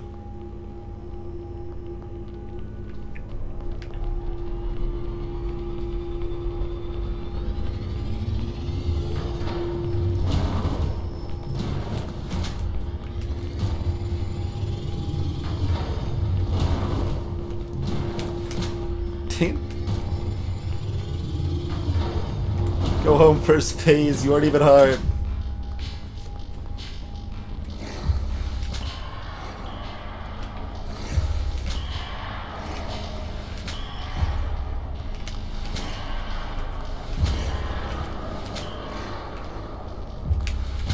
There we go.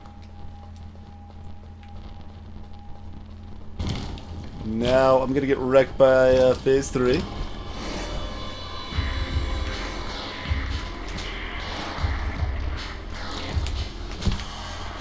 Like, I kind of just need to bum rush that and hope I can kill it before it lasers me, I think. I don't think I really have time to screw around on that phase. I don't know.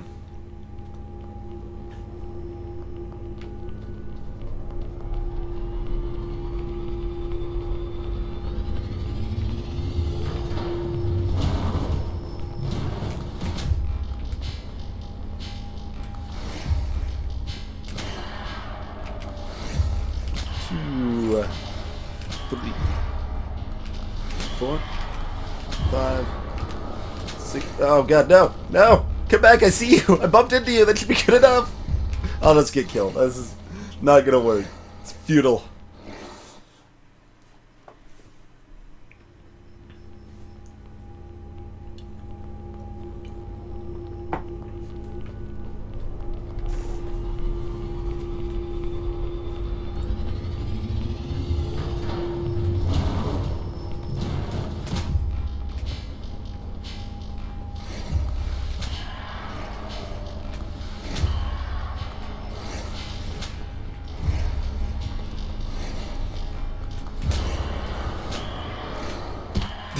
There it is! Look at that thing spin around with its gaping maw around my corpse. That's my standard dating advice, Devin.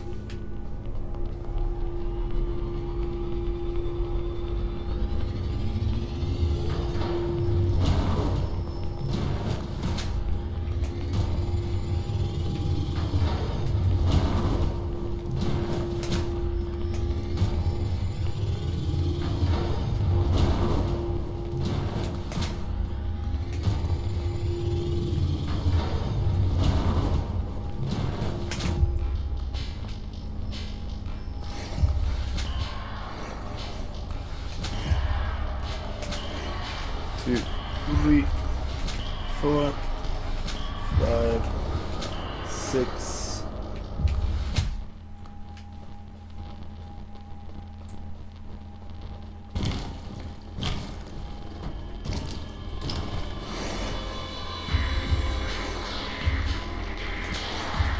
Oh god, it's not gonna, like, give me a weak point early. It's just gonna, like, chill back and do nothing. That's horrifying. I don't like phase 3 at all.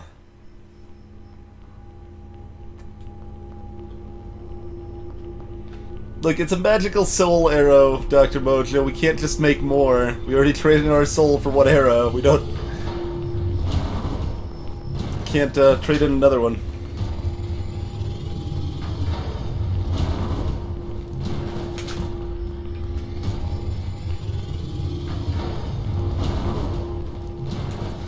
Yeah, we should have stolen the Soul's arrow. We should have stolen the legendary Titan Slayer's arrow. We could have all sorts of arrows, but... We're just, we're only here to steal souls. We're not here to steal arrows. Not keeping count. But apparently I was. Good.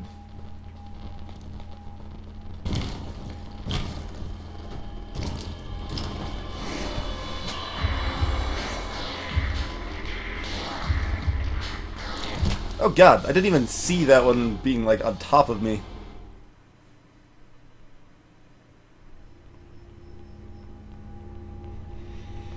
I don't think we have electricity stuff to control the arrows, so maybe that's why we can't steal their arrows. Titan Slayer kind of worked the same way. That guy had like 4 arrows, now that I think about it. It wasn't just the one big arrow. He had 3 small arrows, too. So many arrows we could have stolen.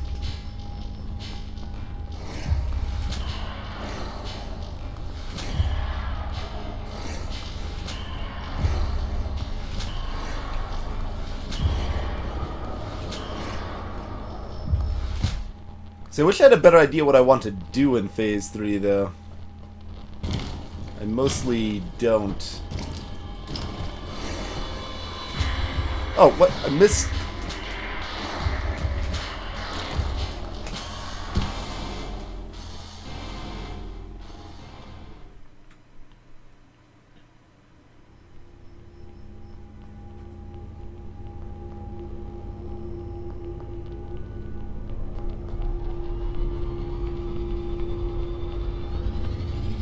Well, his giant arrow is rather big, Kintru, but his little arrows are not that big. Like, they're about the same size as my arrow. For the legendary Slayer's arrows there. He's got 3 little ones and 1 ginormous one. Oh, god.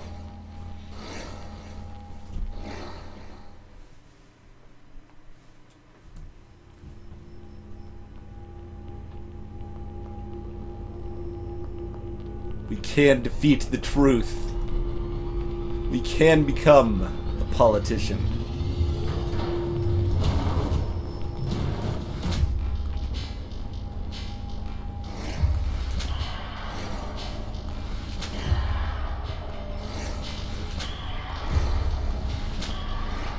Nope.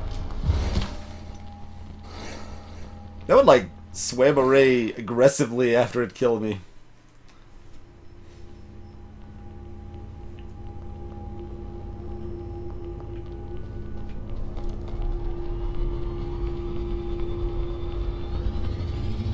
Hey now, my arrow's like the size of my head.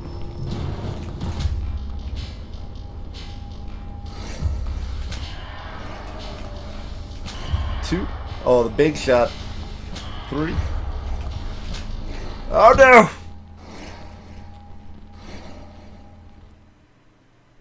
Greetings, Mr. Ukazi.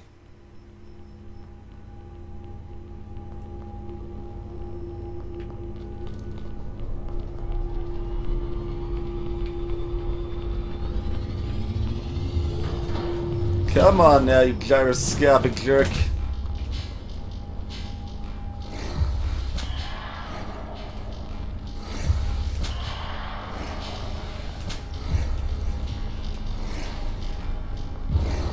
Oh, I didn't pick up my arrow. If I did, I would have had a chance. A bad chance, but a chance.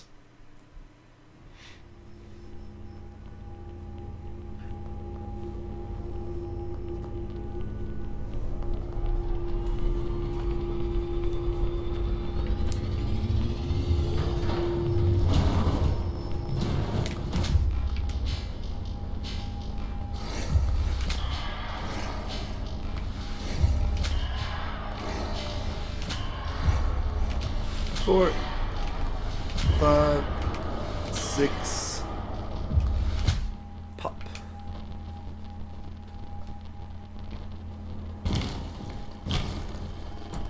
So I still think we do start by popping this guy right here. Then, guess we'll pop that guy and that guy. And then fry.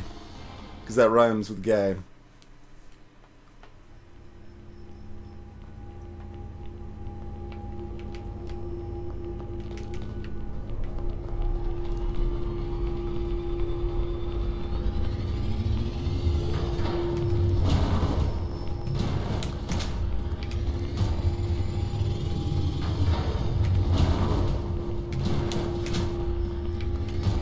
Gyroscope! Die faster! No, that was just a bad shot. The other two weren't too bad, though. They weren't good enough, but they weren't too bad.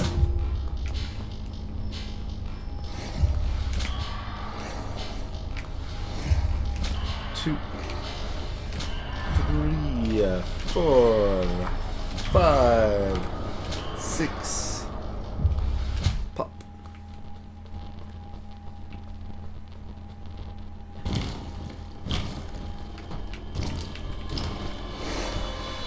Oh god, not a good way to start off.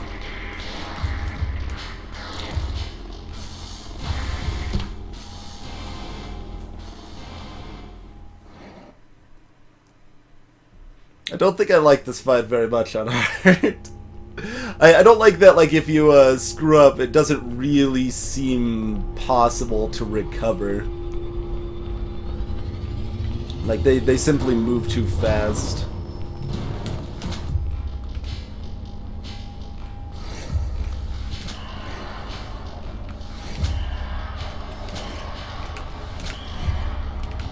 Four, 5, 6.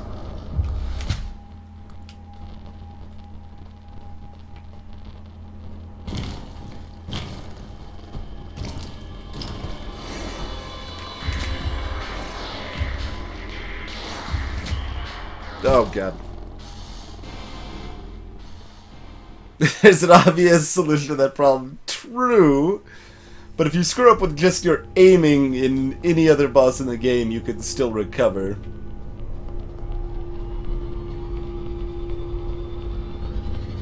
You still will often die. Because you might, your aiming might kind of be putting you in a precarious position in the first place, but...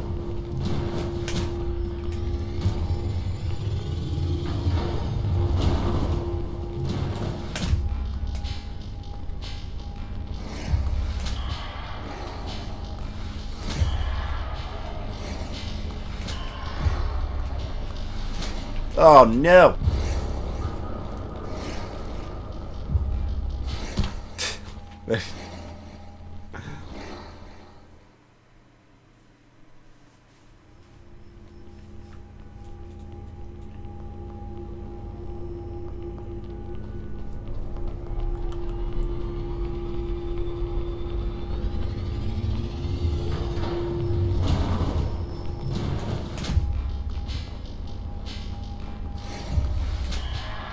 It's also a little shame that this is going to be like one of the hardest fights, but doesn't only has kind of some ambience rather than like any proper music to it.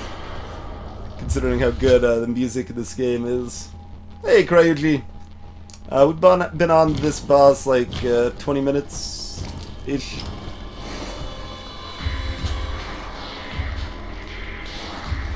What? No, don't bump into me! What the? It just like beelined into me and bumped me away. How rude. Hey, hissing wall, that's... we're trying to defeat truth. That's what we do here.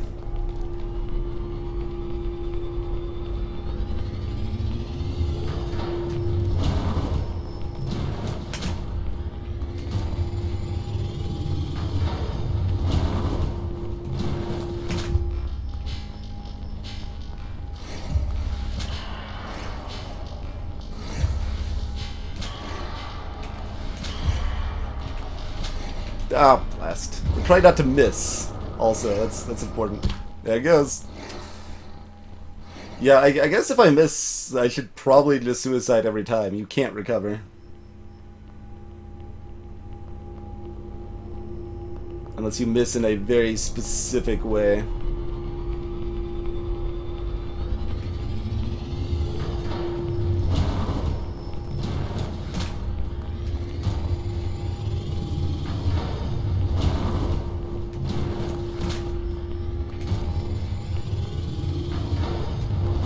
Oops. For some reason just hit the wrong button there. I'm having a hard time handling the truth. That is quite true, Bjorn.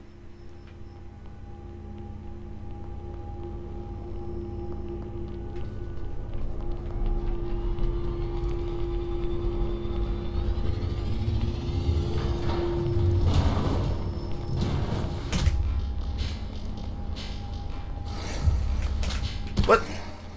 That was not enough power, I guess? I know it was a short shot, but...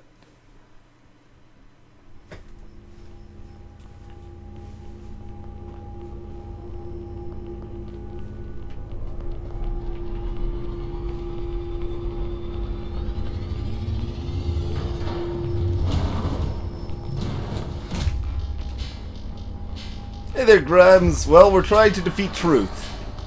That's what's happening right now. After that, I'm not quite sure. Probably throw up a poll and see where we go from here. Oh, yeah, just kill me. Missed my timing.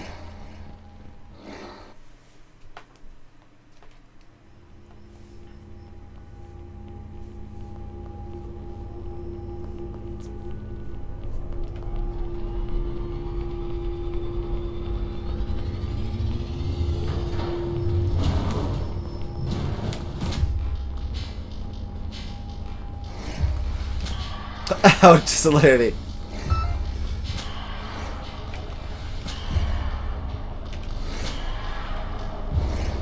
That's not actually gonna work, but maybe it will. Wait, why did it go so slowly this time? I was like waiting for it to zoom on by, like, and then it's like, no, I'm just gonna take this meandering path over this way. How rude.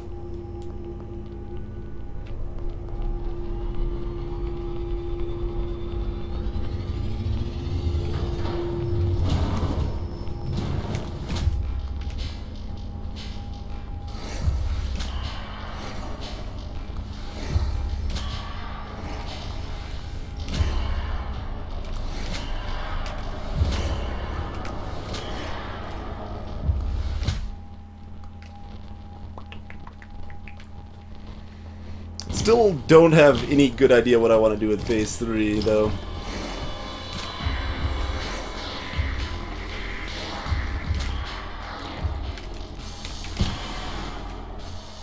Yeah, long shot's just gonna get blocked by one of the small ones.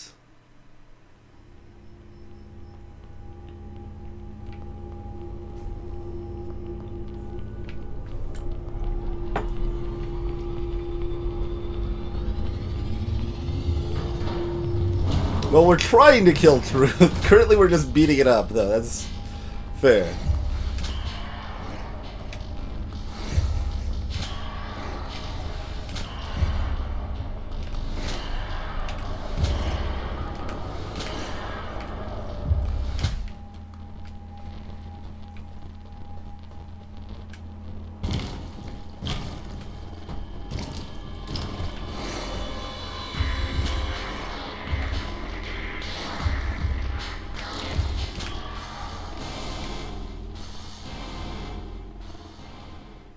I've never actually understood this phase much in general. I didn't understand it in normal, and now it's just the same thing but far more brutal.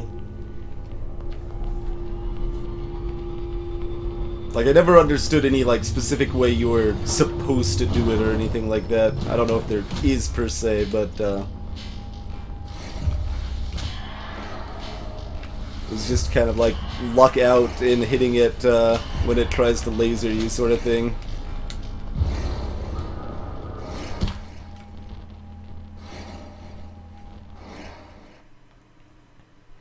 No, this symbology doesn't mean anything clearly hissing.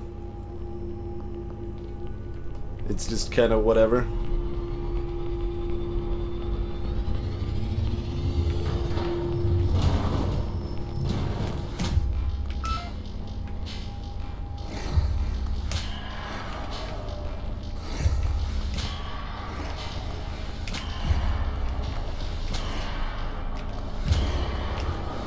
I mean, my aim's improving, I guess. That's a thing.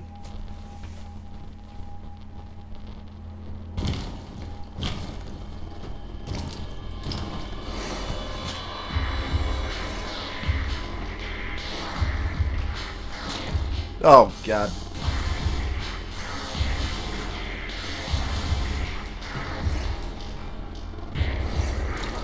I didn't even grab my arrow, are you kidding?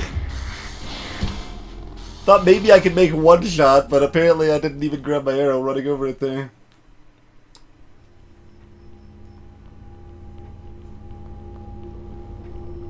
I don't think I would have actually gotten a shot off. I'd already missed a shot, so I wasn't going to make another shot. That's what's frustrating about this fight. The period where you're alive, but you're not actually alive.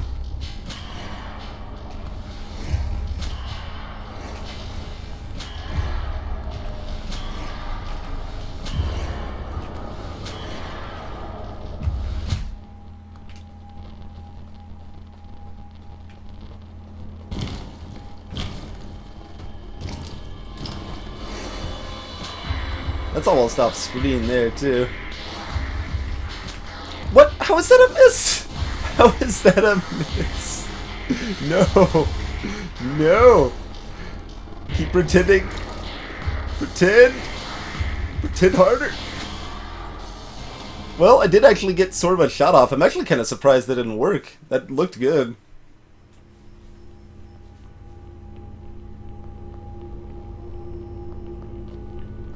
I'm not sure if it was slightly off, if it was not forceful enough, or if the timing itself was off based on when the laser fired or something like that.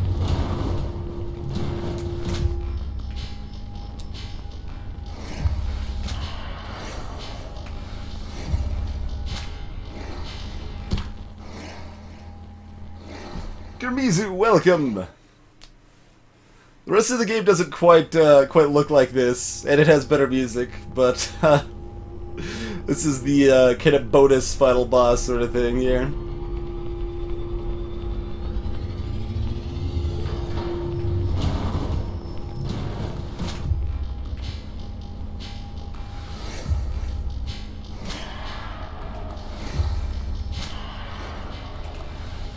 What? Yeah, no, that was bad. My angle was bad there.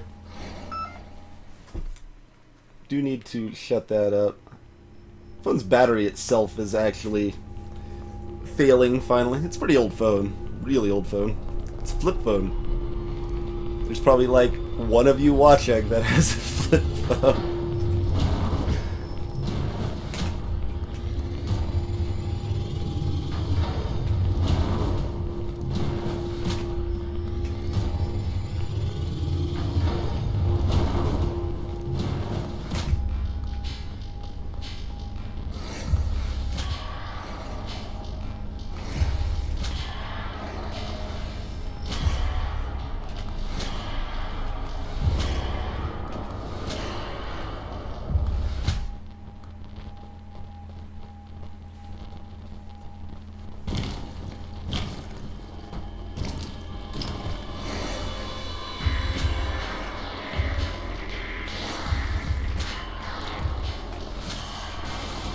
Tried to roll away. It was, I guess, too late. Seemed good timing, but... McFarlane, welcome!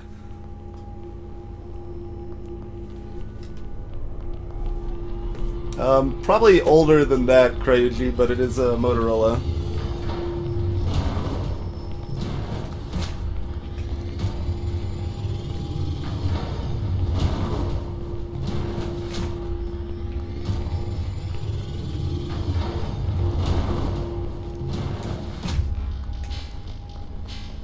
It was basically the cheapest reasonable option I could find on eBay when I got it to replace my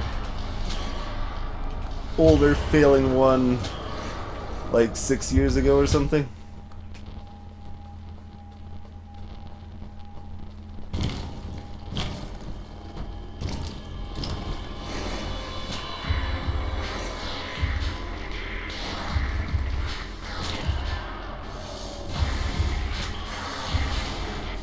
Oh, wait, what? Oh, no. Did it just bounce me into the laser, I guess? It looked like it killed me. Like it flashed violently when it hit me. But that was just one of the small ones, so I was confused, but I guess it just bounced me into the laser.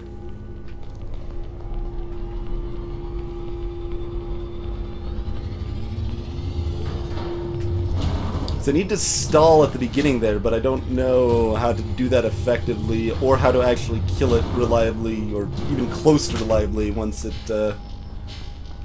I'm done stalling. For phase 3 there.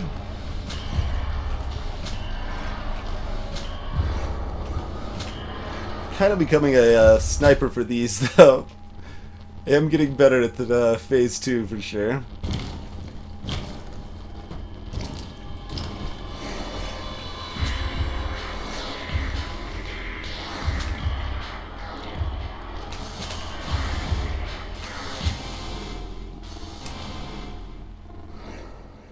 I think that just bounced off one of the other jerks coming by. Otherwise it would have been good. Because I think I still like that basic strategy, where I try to pop those first 3 and then take my shot. Don't really know what else I can do there.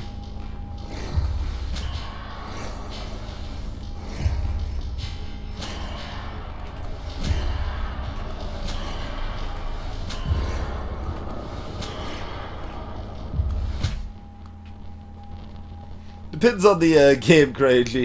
If you're talking about like an RPG, the final boss is not usually crazy hard. It's usually way too easy.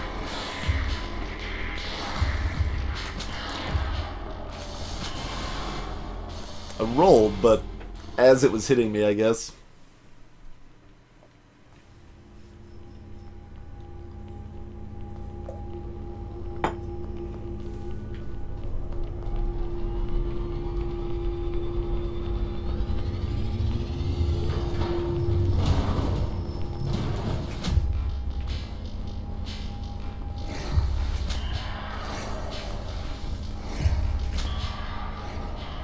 Oh god. Oh, that was too little force. Okay.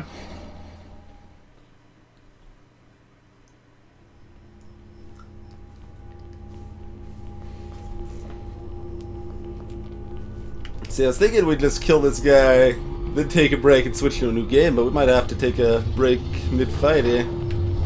This jerk is not meeting his untimely demise in proper time. Being a jerk like that.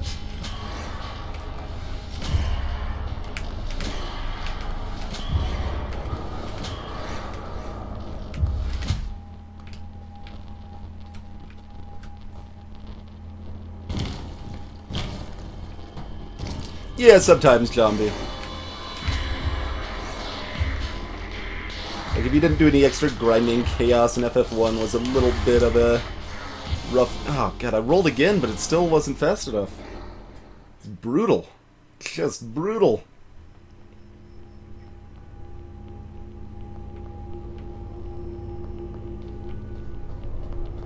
I'm trying to think of other possible, like, reasonable routes to take, tacks to run on phase 3 there, but I can't think of anything.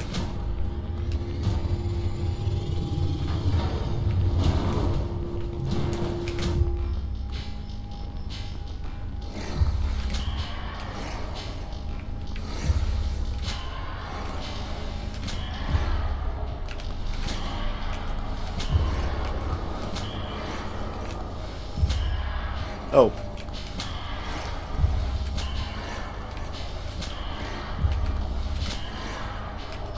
Don't know what my timing's like now for it here. There, still got it. Good. Timing on start of phase 3 is a little different now, though. Whatever that's gonna do for me. Oh, I started the side with... Oh, God, there's like 4 of them over here. What the hell? There are already 4 of them over there. Okay. So even if I recover on phase 2... I guess maybe if I go to the bottom right corner instead of the top left, it would maybe still work out okay. But, yeah, I don't see any way I'm going to be dealing with 4 of those guys to survive long enough to get a shot off.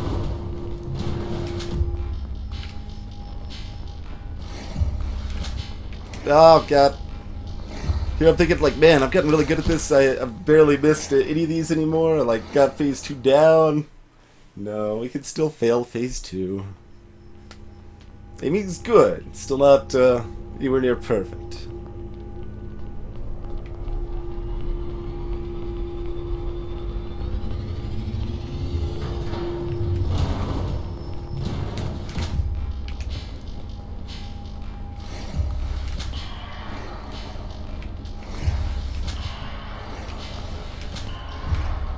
Oh, it hit the other one too. I was trying to pull it back in and kill it in time because I didn't have any other hope.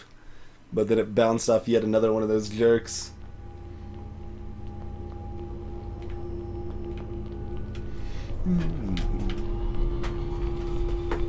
It's just gonna be spitting there on the creep. Oh god. Wait, why is it still killing? I was paused! What? Isn't it open? I'm just trying to pause the game so you can take a break. And the boss is like, no, we ain't having none of this. You stay right here and you fight. And even if I bring up the option menu, it's still going to kill me, isn't it? How rude is this? Like, you even probably heard I, like, put down the controller, then it, like, just started shaking and crushing my face. I guess we just have to go back real quick. Or exit, yeah, there we go. Yes, go to the title screen real quick. So it doesn't keep smashing my face. We'll be back to it in a second here. In any case, we will take a quick break here. Hope you guys enjoyed Titan Souls. We'll be back shortly. Take out the truth and then move on to something else. Whatever people vote for. So, thanks for your patience. Be back shortly.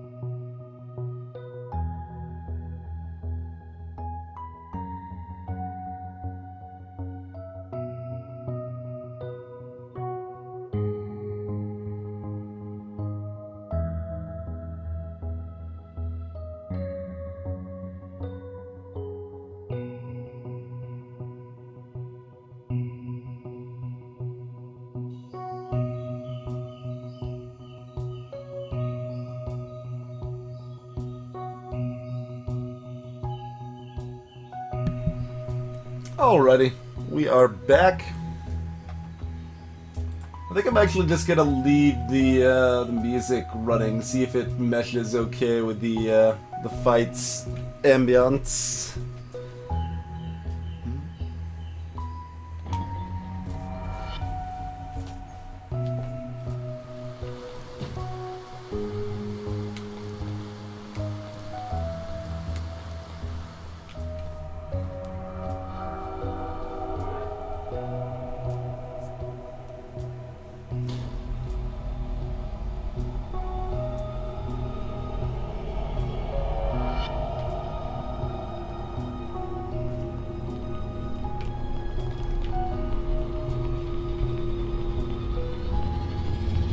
Feels surprisingly off, actually. But maybe that's because we were just playing it so long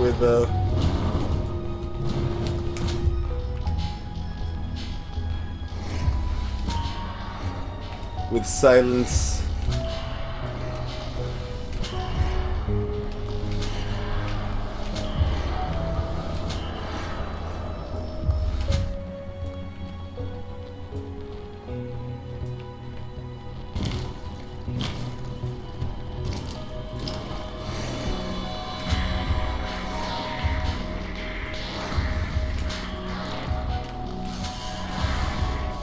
Wait, what? It still got me? I thought it was done firing, and then it just, like, the way the screen rotates around, it just moved into me. Like, the beam didn't grow in size, so it doesn't logically look like it would be moving into you, but the way the screen rotates caused it to smash into my face.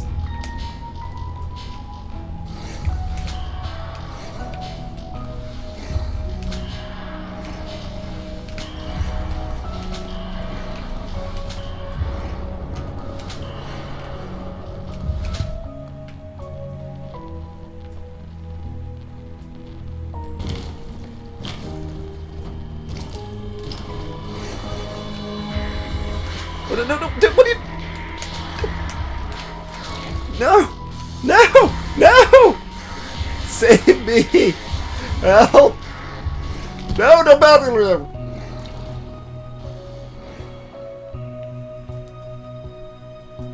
I'm actually a fan of pants. I like pants.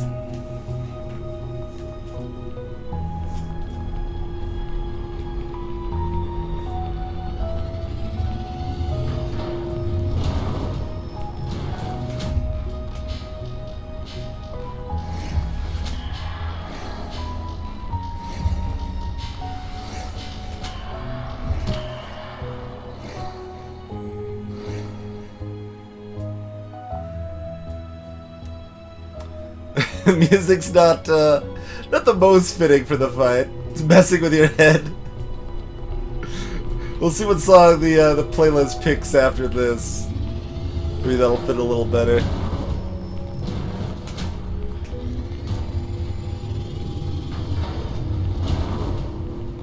Figured it'd give people something to listen to other than my wails of defeat.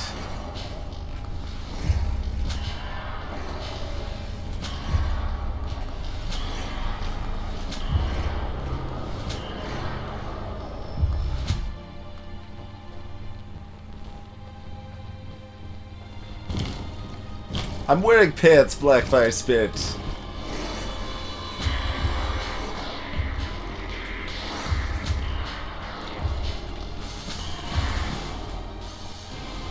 The way that moved was crazy. Like, I rolled back, but it didn't do anything. I hate the way these levels move around. Gregorian chants. Yeah, I can see something like that. Like the, maybe the slug, combat theme from FTL.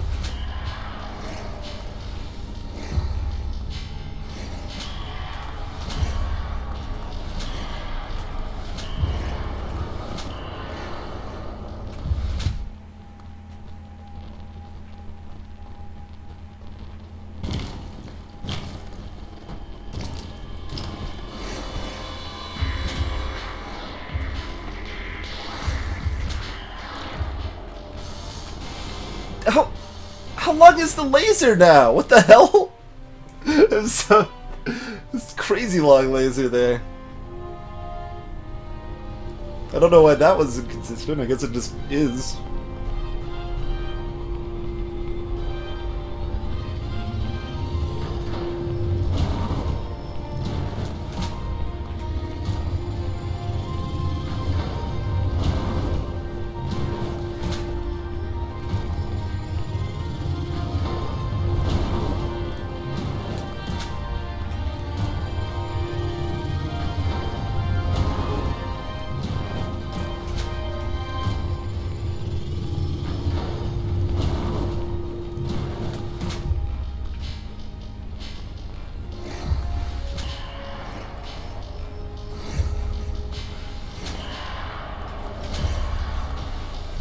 Okay.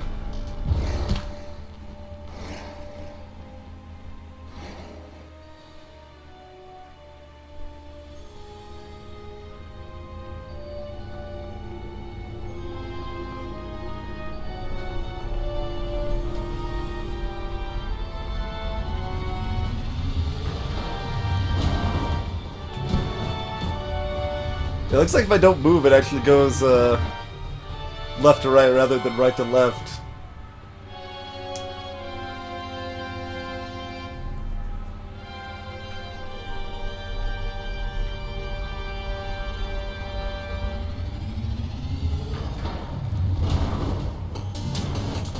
There's some more frantic music here.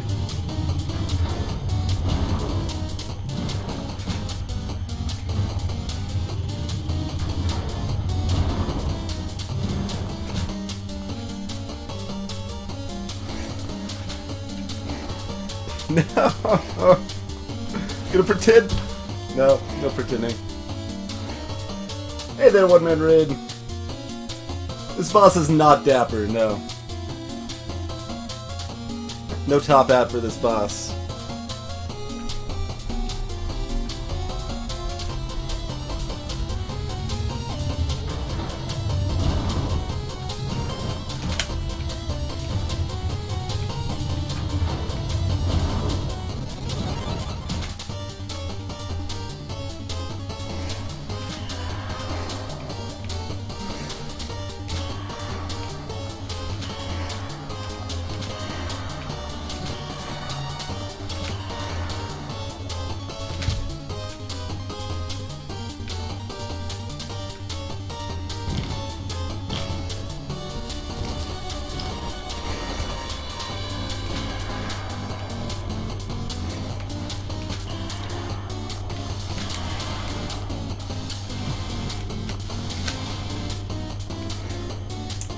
See, I thought that shot was actually good, but I can't see like a replay to see where I went wrong.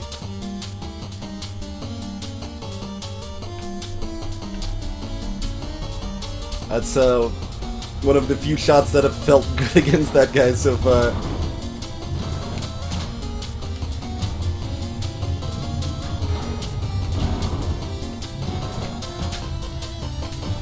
Come on, gyroscope.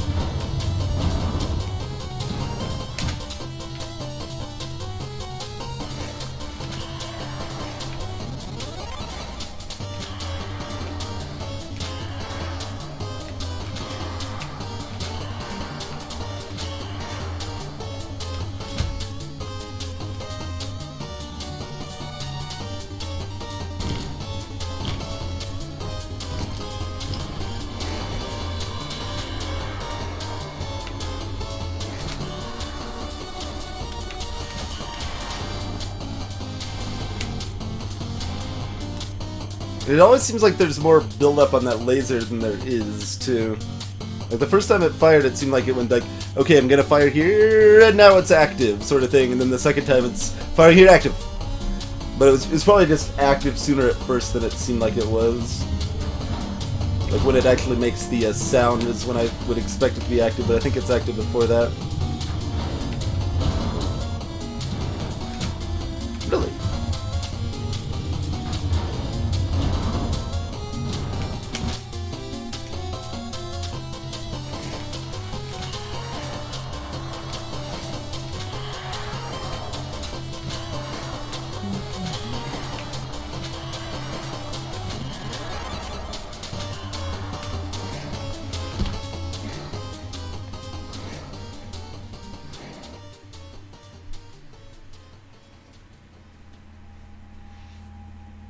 Yeah, exactly, Arson. I really don't like the third phase in this. I didn't like it on normal either.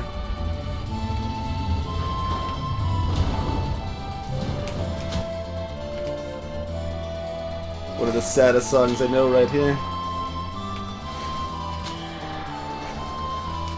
Saddest is not quite accurate. One of the most emotionally impactful, perhaps.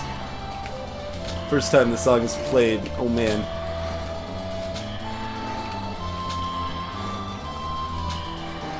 That's my favorite scene from Final Fantasy VI. Just Eevee. Just Eevee.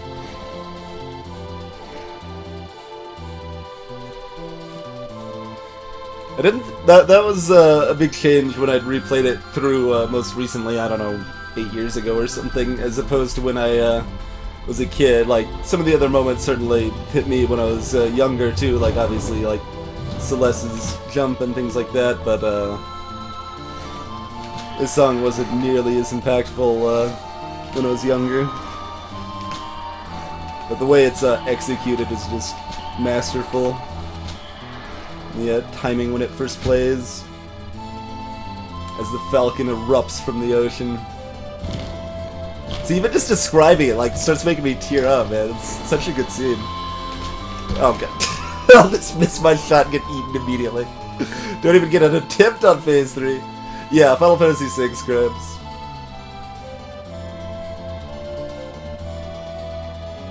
Highly recommended. It's one of the few games I give a 10 to. Straight up one of the best stories you can find in any video game.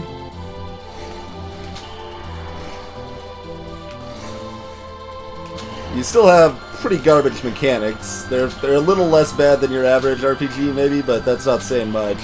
They're still bad, but the story and music make up for it.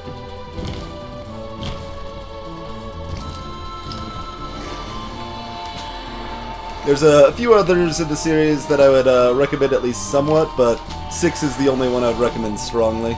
Oh, it's the freaking arrow stuck behind him! I couldn't even bring my arrow back! Hey there, Crescent!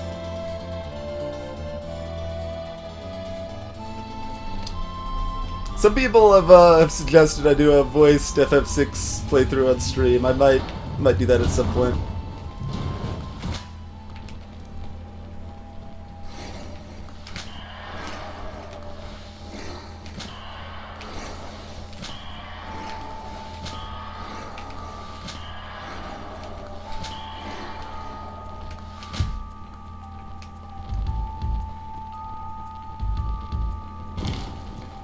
8 you can definitely neglect, Crescent. I think 8 is pretty much just terrible. Like, Triple Triad's good, but... Oh god, I missed. See, I have to, like, I don't know how I can even get a shot without killing those 3 guys, but if I spend the time killing those 3 guys, I don't get a shot.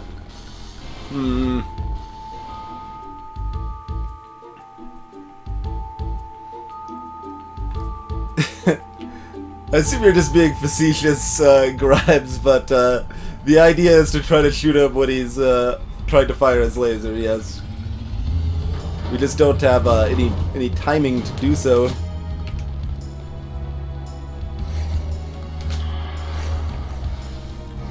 Like, the only way FF8 makes any sense is if you assume... Oh, missed my timing there. Spoiler alert, I guess. You assume Squall dies at the end of Disc 1 when he gets injured. If Squall dies at the end of Disc 1 and the entire rest of the game is Squall's dying fever dream, then the game makes some semblance of sense, as it gradually gets more and more nonsensical, and people ship personalities for no reason, and random villains are introduced, and everyone grew up in an orphanage together with no actual explanation, and...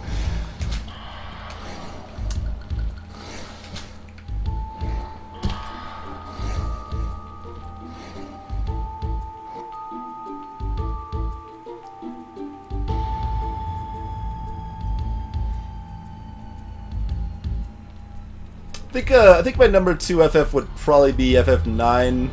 It has some major flaws that make it so I don't really want to recommend it super strongly, but it has a really solid, interesting political story for the first 2/3 of the game before it goes into nonsense crazy town.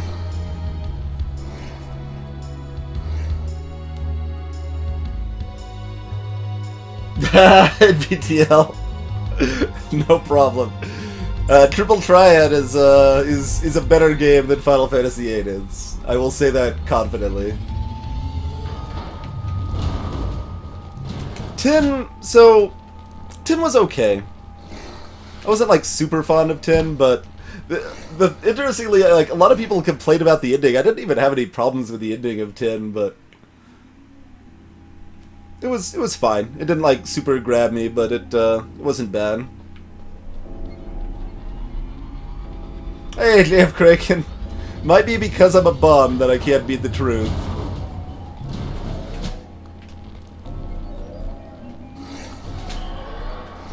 I mean, it's certainly possible. I would think like 12 or 13 is even worse than 8. I haven't played either of those and probably never will, but oh, that didn't kill it? Rude. Is FF8 a better game than Tetramaster?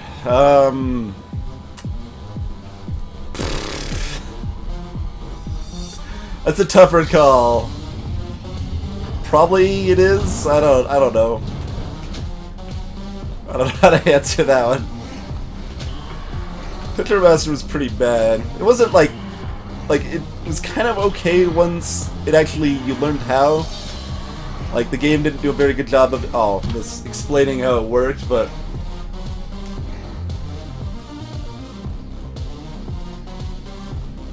well, the thing is, Crescent, they handle them really badly in a lot of ways. Like the fact that characters just have a personality, like major personality shifts for no reason. Characters are like, huh, we all just fell asleep and simultaneously dreamed the same dream. That's weird. Oh well, let's not worry about it ever again until it keeps happening. And, oh, huh, that's weird. We all grew up together as little kids on the same orphanage and our villain was, our caretaker there. I guess all of us forgot for no apparent reason. Maybe it was because we use these summon things that affect our memory? Yeah, I guess that must be it. I guess that's why. Alright, sounds good enough explanation for me. That sort of stuff are just huge plot holes in the game that I really do not like.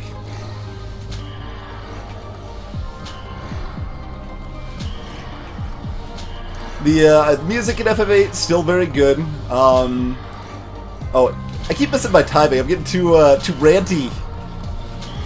Too ranty, so I'm missing my timing. It's like,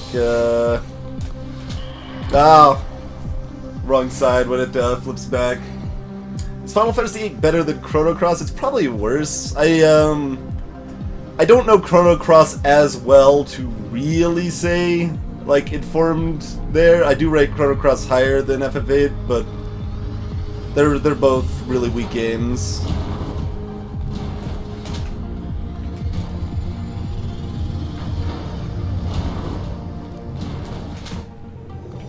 FF8 just also like, so mechanics are gonna be bad in a RPG like that. I'm not saying like 6 has good mechanics, but 8 does have especially bad ones.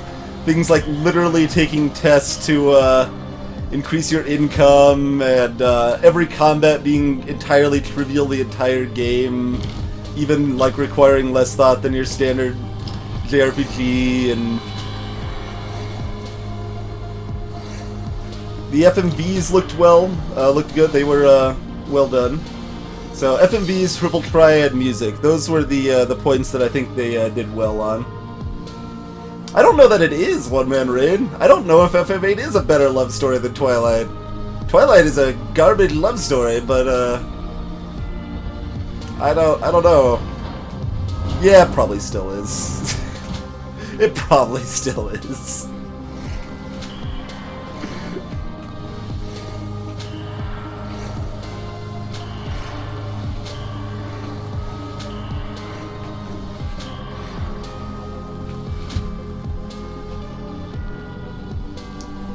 Yeah, kind of, Grimes. So, like, things just go to nonsense crazy town past its one.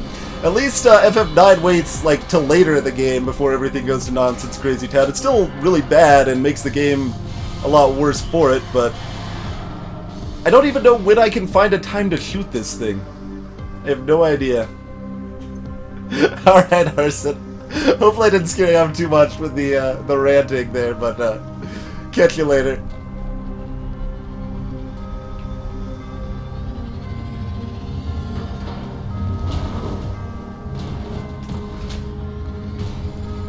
Crescent. So Chrono Cross, again, I don't, as I said, I don't know that one nearly as well as FF8, so I don't, my opinion isn't as informed, but it just is a game that doesn't really have any character depth at all, because you just have like 20 million characters and they're just kind of there. And I guess, again, spoiler alert, but whatever, the good ending of the game means that everything you did didn't happen, so that's kind of disappointing and not too fulfilling. It does feature some of the best music you're gonna find in any video game, though, so Chrono Cross definitely has that going for it. The music's downright amazing, and there's at least some folks that like Chrono Cross here. I know Ultain likes Chrono Cross.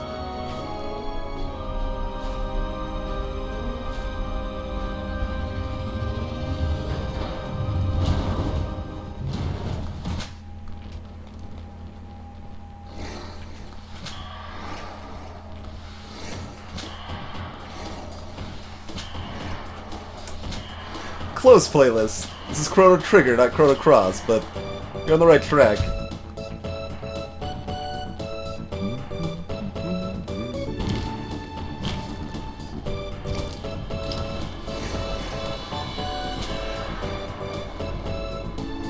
If I just like bum rush it. Nope, that's not gonna work. Yeah, see, it doesn't prep its laser until too late. I don't know what else I can do here.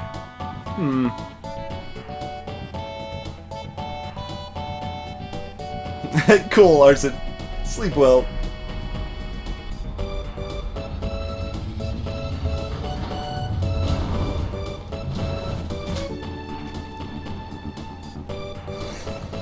Well, see, the other thing, though, Devin, so Twilight, the characters are both, like, relevant, but it's kind of like a negative, though, rather than, like, that's almost worse than being not relevant in some ways, because of, like, it's just like, oh, if you just stalk your love interest forever, eventually they'll be like, oh, I'm gonna fall for you and decide to also become a vampire, and, oh god.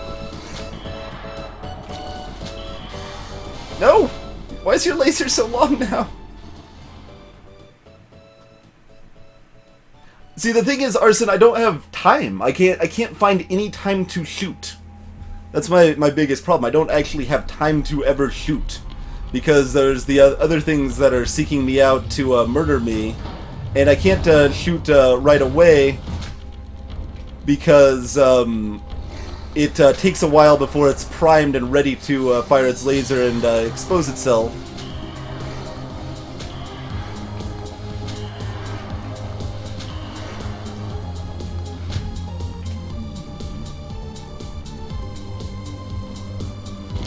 It only opens the eye when it shoots its laser, Grimes. Oh, no, God, stop bumping me. But, like, see, these guys here want to kill me, and I have to somehow not die to them while also, when they're, like, basically as the same speed as I am, while also not dying to the laser and finding time to get a shot off that doesn't go through them. And, like, you don't have time to... The only other thing I can think of is if they, if I can clear them all, and, it doesn't, like, they don't respawn or something? Maybe that's a thing? Because, like, what may not be obvious is it takes time to fire. It's not like an instant fire thing. Oops.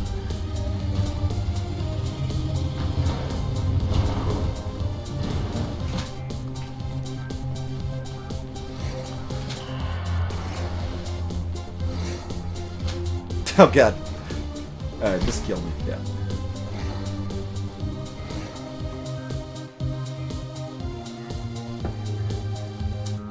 That might be something worthwhile at some point to go back and kind of check through the whole story of Chrono Cross and see if I where I truly stand on it today, to have a more informed opinion of how good or bad I think that game is.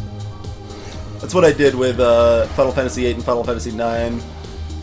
Like, I'd already played through once when I was younger, and then kind of basically just read through like Let's Plays of them to kind of buff up my opinions and thoughts on the game. And then we recently replayed through Chrono Trigger on stream to see how well we thought that still lived up today.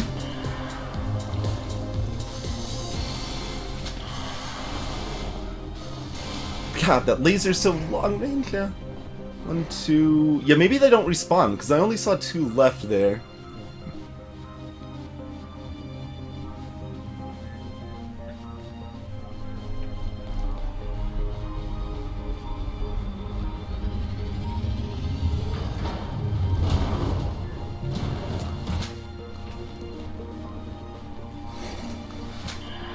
Obviously, that only works for some things, like playing is often a big part of the game too, as you might imagine. They're games, but I think for games that are almost entirely considered value from things like music and story, you can get a lot of the idea of how you feel about them from watching someone else play, especially if you've already played through them before.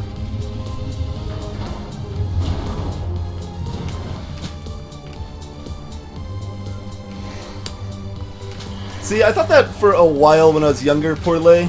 Welcome, by the way. But the thing with Chrono Trigger is that it doesn't really have any, like, emotionally impactful moments that I really have to speak of. It doesn't, like, hit me emotionally in any way in the whole story. It's still got great music, it's still a fun ride, and I do think it lives up fairly well today. But,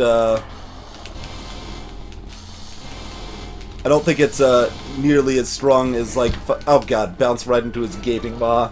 As wait, there's like 2 more there. Maybe they do still respawn. I think they do still respawn. I don't think it lives up as well as Final Fantasy VI because it just it lacks those moments, those really impactful moments.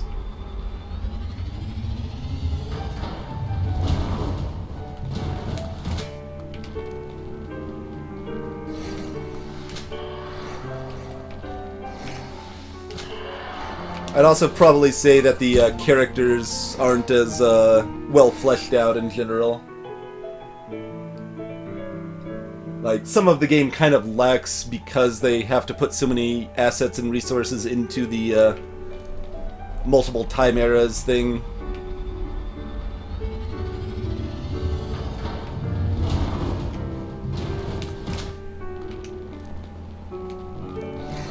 I mean, it's definitely something that's going to vary with people, Porlay, but I think moments like Celeste's jump, the time the trio uncovers the Falcon as Setzer's telling the story of his past love, and you go from this moment, so the world music at this time, hold on, let's see if we can not die. The world music changes, so like when you first are there, it's just this desolate just really like bleak sounding music that it's like gives you the sense of defeat and hopelessness.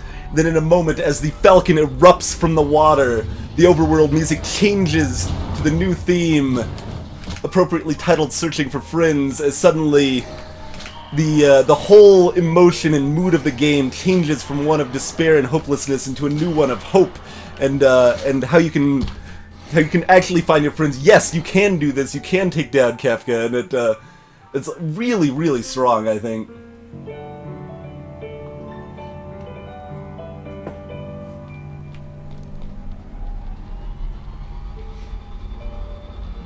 Amek, Farlane, yeah, like, theoretically, that would make sense, and I wouldn't be surprised if some people felt hit by that, but It just feels kind of weak to me in a lot of ways. I guess maybe because it's a game about time travel, it just seems like obvious that you're going to be able to save him if you want to, and I don't know.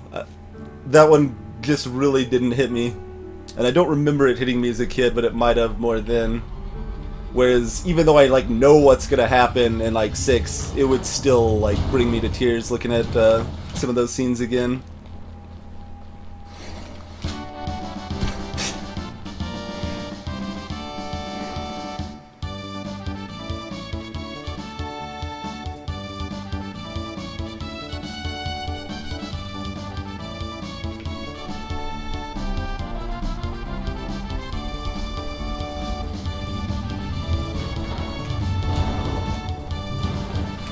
A lot of people really liked the opera in 6 too. That one didn't like hit me especially hard or anything, but it was a cool scene regardless. Damn. Playlist knows, Blackfire. Playlist knows. Nope. It doesn't quite know. Doesn't quite know. It knows the conversation. See, the playlist it varies how it wants to exhibit its sentience. This time it's like, well, we're talking about Chrono Trigger, so let's play some Chrono Trigger music.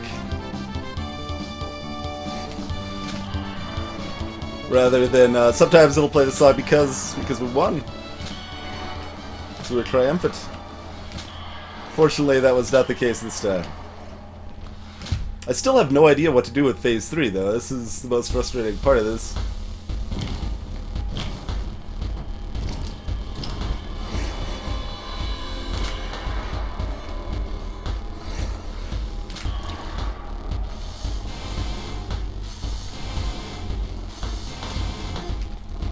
There's no room. There's nothing I can do.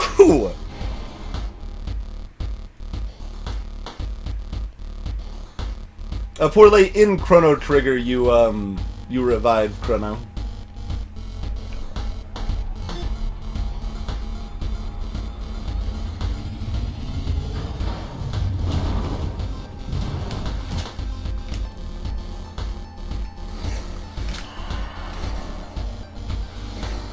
Well, I guess you don't actually have to. You can beat the game without doing so.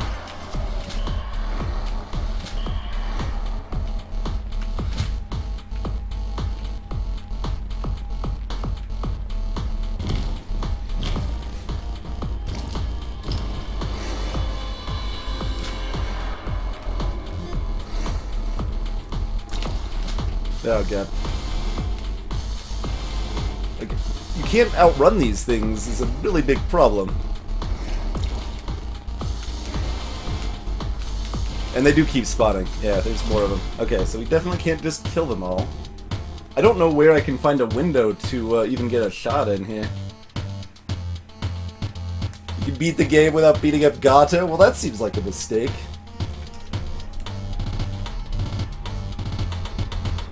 I mean, don't you want 15 silver points? Come on.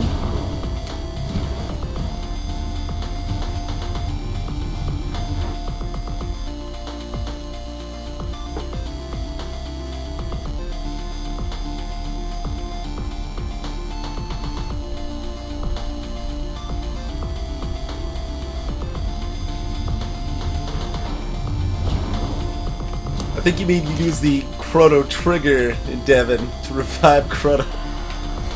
That name shorting was kind of silly.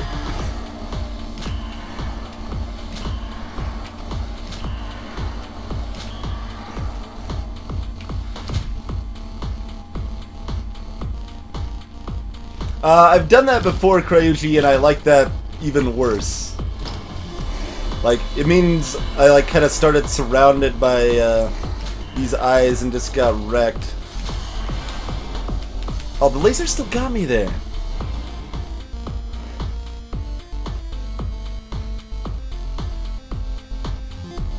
Oh, I don't want that many silver points, Grimes. That is tedious grinding I'm not a fan of.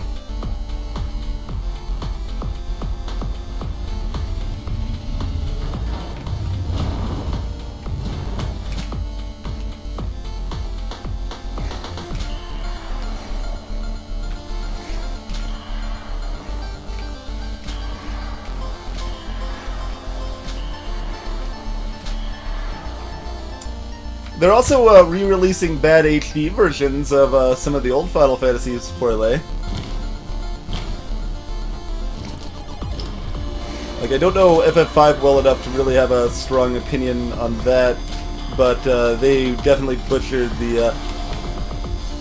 There we go! There we go.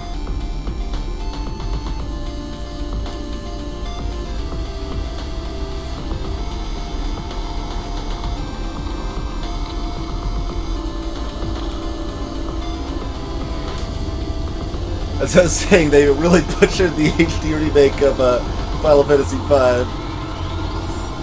They basically didn't even try.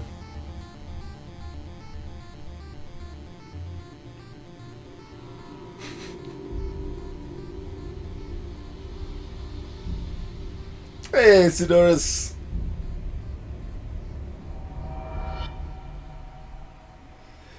Alright. Hard taken care of. Yeah, first try. That's right. First try. No problem. How many total deaths did we have on that run? It was brutal.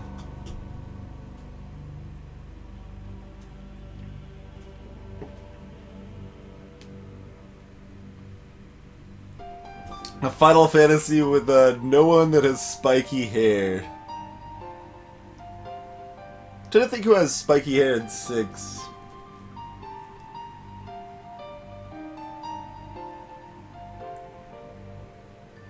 Like, I'm sure there is someone, basically, but, who is it?